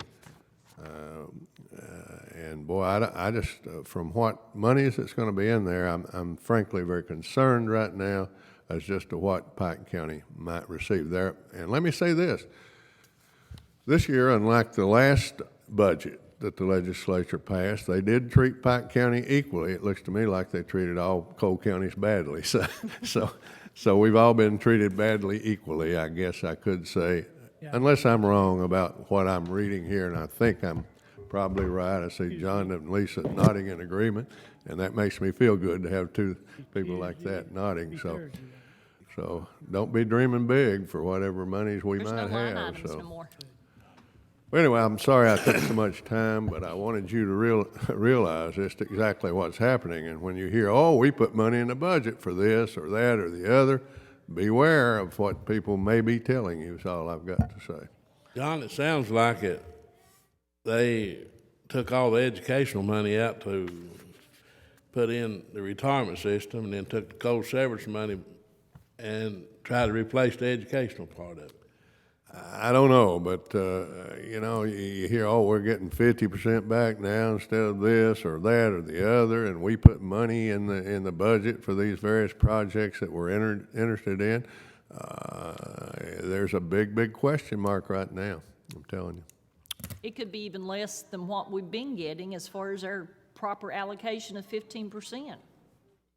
So, if there's a project in Western Kentucky, and I'm all for Western Kentucky, but I'm a little bit more concerned about Pike County at this point in time, it could take a substantial part of the money that went into those various funds that we would be competing with, it looks to me like. So I hope I'm wrong. I hope somebody can get with me and straighten me up, and if they do, I'll get on here at the next court meeting and say I didn't read that right, but I think we've read it right. I hope I'm wrong. With that said, 50%, if they're estimating 50 million, and after they take all off the top and off the debt service and transfer here, yonder, and there, we may end up, the pot may only have 2 million in it for 50% to all co-impactor and coal-producing counties, so. Exactly, we could and be that's more what I'm shaky saying, yeah. than our 15%, and that's what I'm saying, how they've been calculating it before with what we get. So the line items, and while I've got the mic, I will say this, that that lawsuit over the 400,000 plus, I don't know what the exact amount is, that was in there, that after we allowed the city of Pikeville, or this court gave permission for the court injunction that was entered in the Franklin Circuit Court to be entered. The city of Pikeville got almost $1.4 million for Marion's branch. People who say this court doesn't cooperate with the city of Pikeville need to take note of that. And Elkhorn City got at least, $143,000 for their water and sewage facility. So another example of this court cooperating with municipal corporations within the boundary of Pike County on the theory that we're all Pike Countyans, including the people of Pikeville, Elkhorn City, and Coal Run Village. But there is an amount of money left, and we are now on a briefing schedule in the Court of Appeals on the constitutionality of what happened to us 2 years ago when Pike County was singled out. That's all I have to report on that. I do have one more piece of business. Last fall, we had an employee to pass away, and they were paying their health insurance to the retirement system. And we didn't realize that the retirement system held those invoices back 2 months. So by the time we got the invoice for the last one, there were no checks being written to the deceased. So I want the authority, I think it's it's less than $200. In order to clean this invoice up, will the court authorize us to be able to pay this since the deceased is deceased, and we can get this process forward on our invoices with the retirement system? Okay. Second. Roll call, please. Mr. Anderson, Mr. Johnson. Mr. Johnson. Yes. Mr. Murphy. Yes. Mr. Robinson. Mr. Dodson. Yes. Mr. Varney. Yes. Judge Dixon. Yes. Thank you, Judge. Judge, if you can, I got one quick thing. May 1st, we got to have our first draft of our 16-17 fiscal year's budget in place, and we need to have a special called meeting April 29th at 10 a.m. It'll be a week from this Friday, at 10 a.m. on that Friday. And then, Jenny, I want to ask you to make sure you put on the agenda that we discuss the next fiscal court meeting. Oh, okay. Because if we have it on the 29th, we'll have to turn around. I think on the 2nd, we'll have to have another one. Frankie needs to have that one on the 3rd in order to open those bids for those. You don't have to?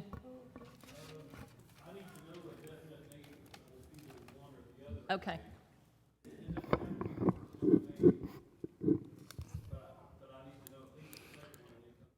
Okay. Well, our biggest thing. Second one is election day, so Right. we may That's our want to have biggest- one in the second week of May. That's our biggest thing on the next court meeting. We need to discuss rescheduling the first court meeting, and we have to reschedule a second court meeting.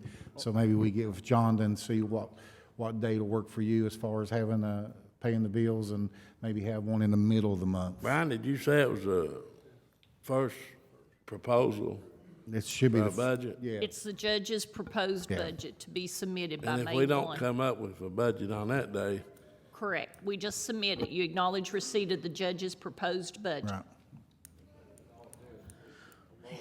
Then after that, we start doing the work sessions. By June 1, you all need to have met and decided how you want to proceed with the budget and have changes made so that we can have the first reading and send it to Frankfurt for approved as to form and classification.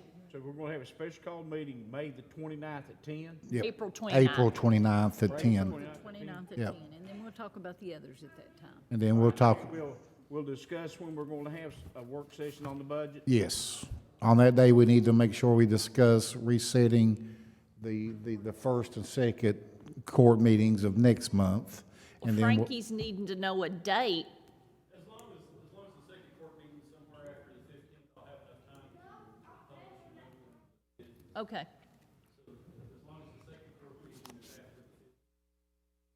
Would that work for you, Jonda, as far as paying bills?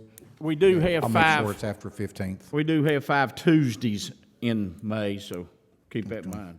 And then, Bobby, we'll talk about work sessions next court meeting and maybe schedule a couple Should I go ahead going and forward. publish the 29th? Thanks, Judge. Yes. 29th is a go at 10 o'clock. All right. John, You want that? What, Frankie? did you get anything on those trucks? The roll-off transfer trucks? What? Like the numbers of what they brought in at the auction? Oh, yeah. Those roll-off trucks, at the auction last year, the dump trucks were, average loss per truck was $7,259.18.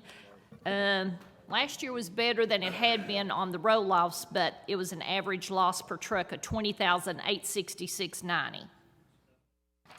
Seems like since the roll-off trucks price went up the year before, we lost $27,884.19. The dump trucks, we made $2,355.89, which overall loss in 14 was only 41,000. Last year's was 85. The biggest hit we have taken was in 13, which was a bad year anyway in the economy, of an overall loss of everything with the dump trucks and the roll-offs. But the roll-offs are averaging about, in the last 3 fiscal years, 20,000 per roll-off. So what's the pleasure of the court with another roll-off? The cost of this, 20,000?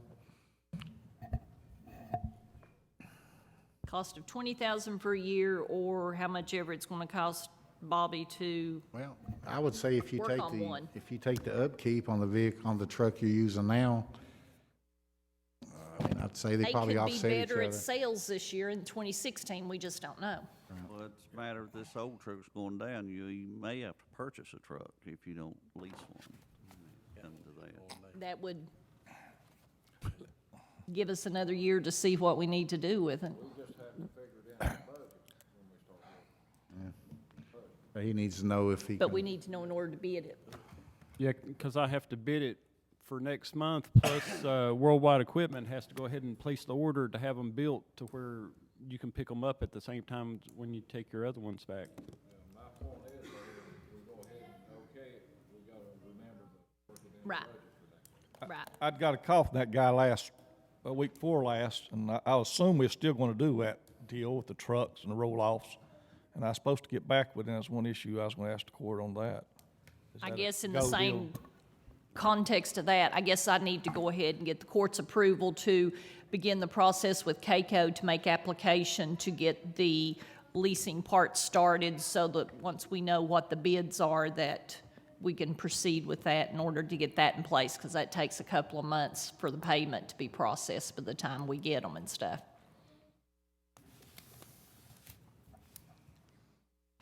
Bobby's looking at me awful hard, but he's the best salesman I've ever known of.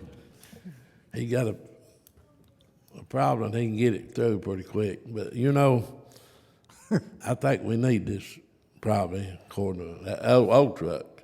He said it's going down. You know, I've got a 74-mile end loader that's been going down for a long time, Bobby, but we still keep working on it. But, Yonder, do we have the money to do this? You know, we keep going in debt and going in debt. And I just like to see us be able to surface sometime. You've got to weigh, is the cost of repairing, if you don't do the dump trucks or you don't do the roll-offs, what's that going to cost us in retrospect to losing $85,000 in a year on all 8 vehicles at that time? One other thing is, this is just a 1-year lease. Right. So like next year, if you see how it goes to auction and you say, well, you know, we're losing at least 20,000 or maybe more, and you don't want to lease that other truck, then the next year you don't have to bid out 3 again. Whereas if you buy the trucks, you're into like a 7-8 year commitment. This way, it's just a 1-year. But if we need it this year, we'll need it next year. I mean, we might as well face But reality. you still have the option of whether you want to buy a truck or if you want to go another route. You're only. This is more like a 1-year lease, and they take it from year to year rather than like the lease where we took out where we bought the other trucks that was. Frankly, what I'm getting at, we have not bought any road equipment. And I heard a couple of magistrates over there had tractors that they had to take out of their road fund to repair motors. And, you know, if we keep taking out of the road fund to keep our road equipment up, our trucks and our tractors or whatever, then we're not going to have no money to put down blacktop or repair the roads. And, you know, I just don't see no end to it, to where we can start buying some equipment that we need to use on our road. I can tell you right now that this is not going to be a pretty budget to make. And preliminarily, I got the bad news about the health insurance yesterday, that he's still going to whittle on it and try and get it down. But it is not good at all. But the insurance ain't good either, so you just tell him that. I'm just being honest with you. It's not good.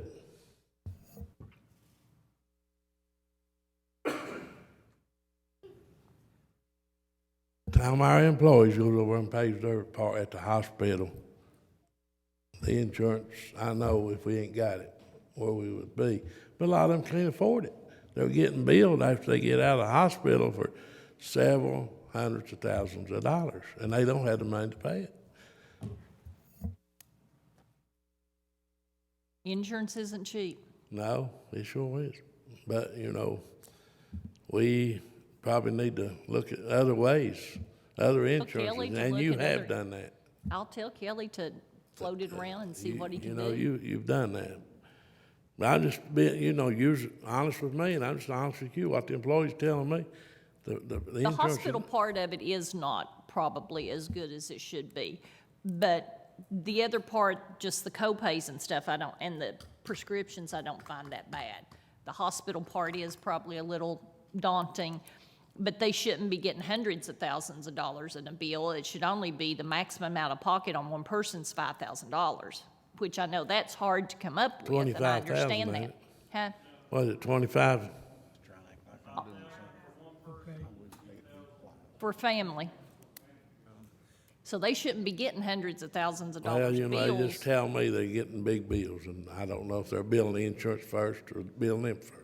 But $2,500 is the maximum out of pocket, or is your deductible $5,000 out of pocket for one person. Then it moves to the family deductible is $5,000, out of pocket for the whole family is $10,000. So that should be the max of what they should be able to be billed. You know, 10,000 is a pretty good lot of money. I know it is, Hillman. But I'll tell Kelly to look and see what he can do and shop around, because it is not good. But I'll not give you the number at this point, because he may get it whittled down some. I doubt if it's going to go much, but not very good. I guess we got away from Bobby there. He needs a truck. Yeah, we need that, and then we need to authorize me to start application with CAECO to get the process for trucks if we're going to lease them again.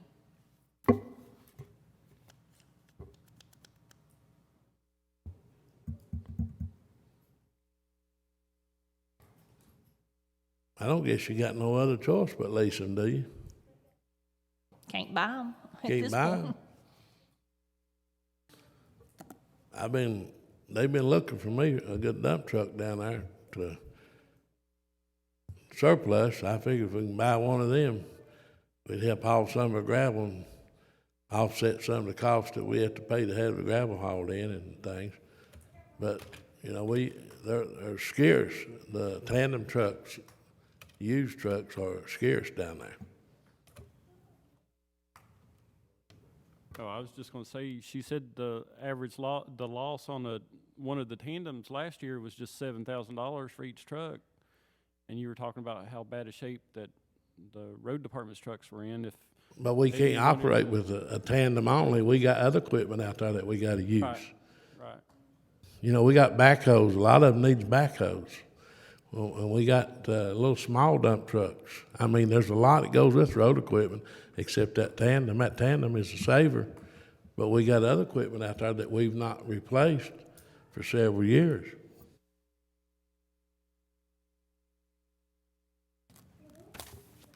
You know, Greater, we got, looks like, going down the road, rather looks like an old woman broke down, 90-year-old, walking down the street or something.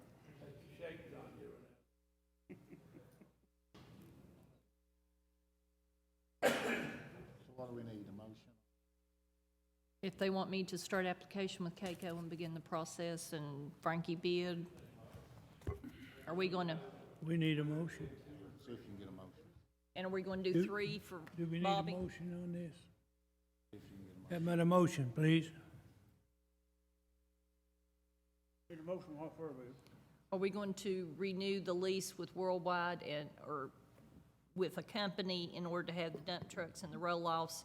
And do we want to add an extra one for Bobby and for me to begin the lease process with CAECO to put funding in place or not? How much was that, John, for all of it?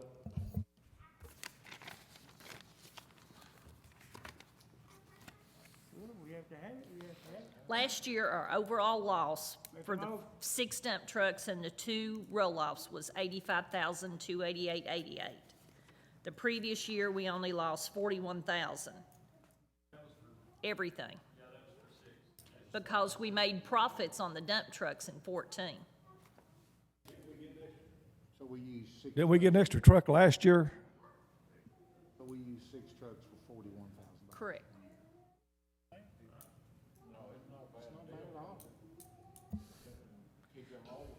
Because as he said, the tandems are scarce, so that's why the resale value in Alabama is more right now. And it helps offset what solid waste may be losing. Chick, you make the motion? Who's gonna second it? I will.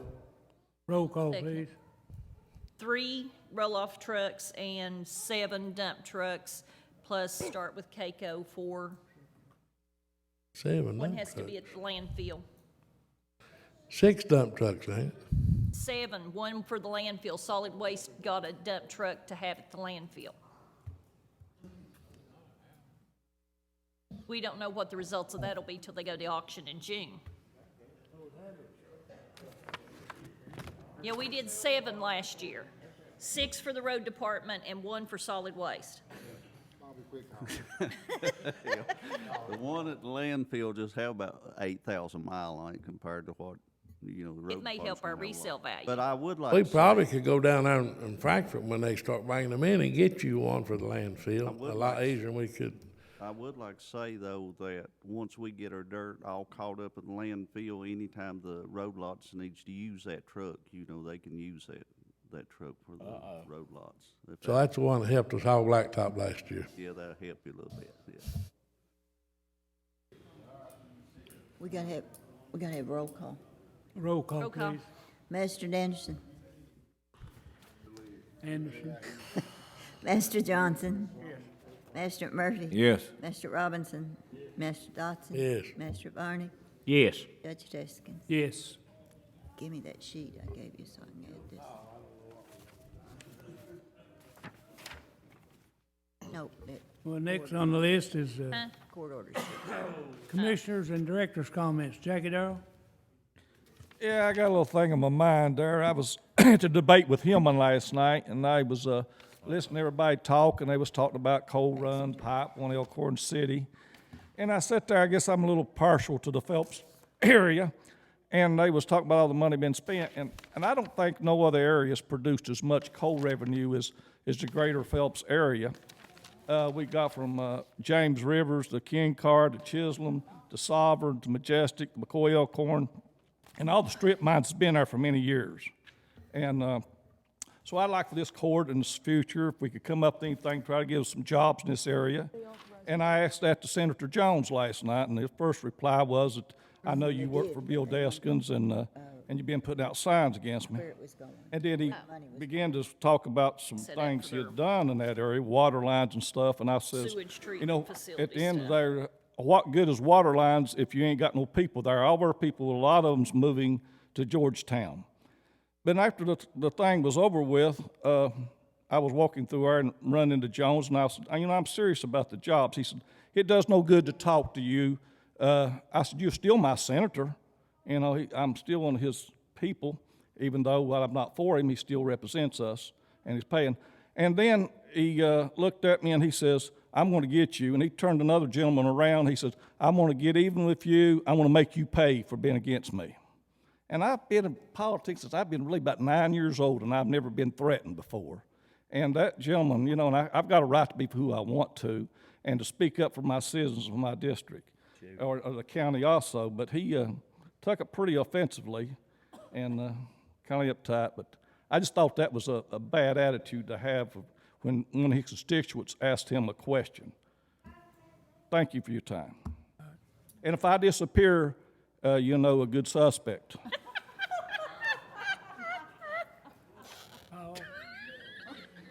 Bobby?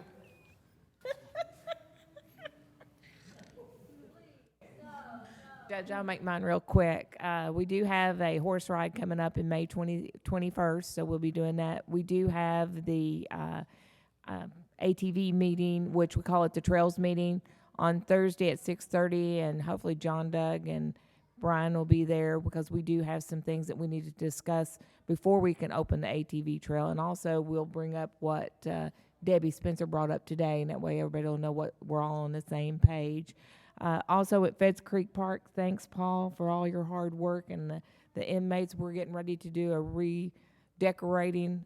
We've got it all cleared off, getting ready to do painting of the picnic tables and getting all that ready at Feds Creek Park, which will be opening May 14th, we're hoping. So, and as far as jobs, it's not easy to bring jobs into this area or people into this area because of our infrastructure problems.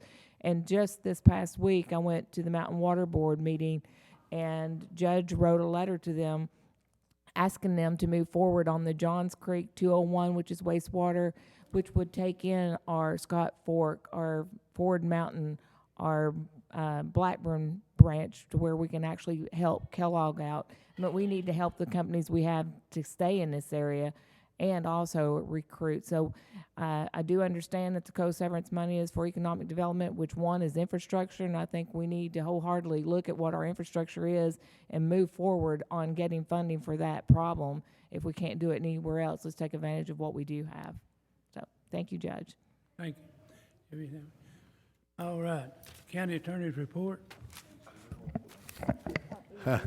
At the threat of being hit by our deputy judge, if I said anything, there's one very important matter I must bring to the court's attention. There's rumors that I either stole or borrowed this nice sport coat from Herbie Deskins, and I want to say that none of that is true. I bought it about 30 years ago at Dawhair for Easter. Thanks, Judge.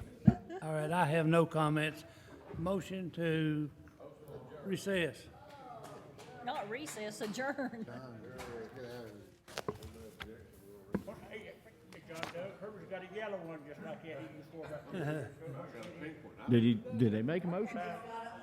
Motion and a second. I'm making a motion to adjourn. Oh, please. Mr. Anderson, Out here. Donegan, Mr. Johnson, Mr. Murphy, Mr. Robinson, Mr. Dotson, Mr. Varney, Judge Deskins. Yes.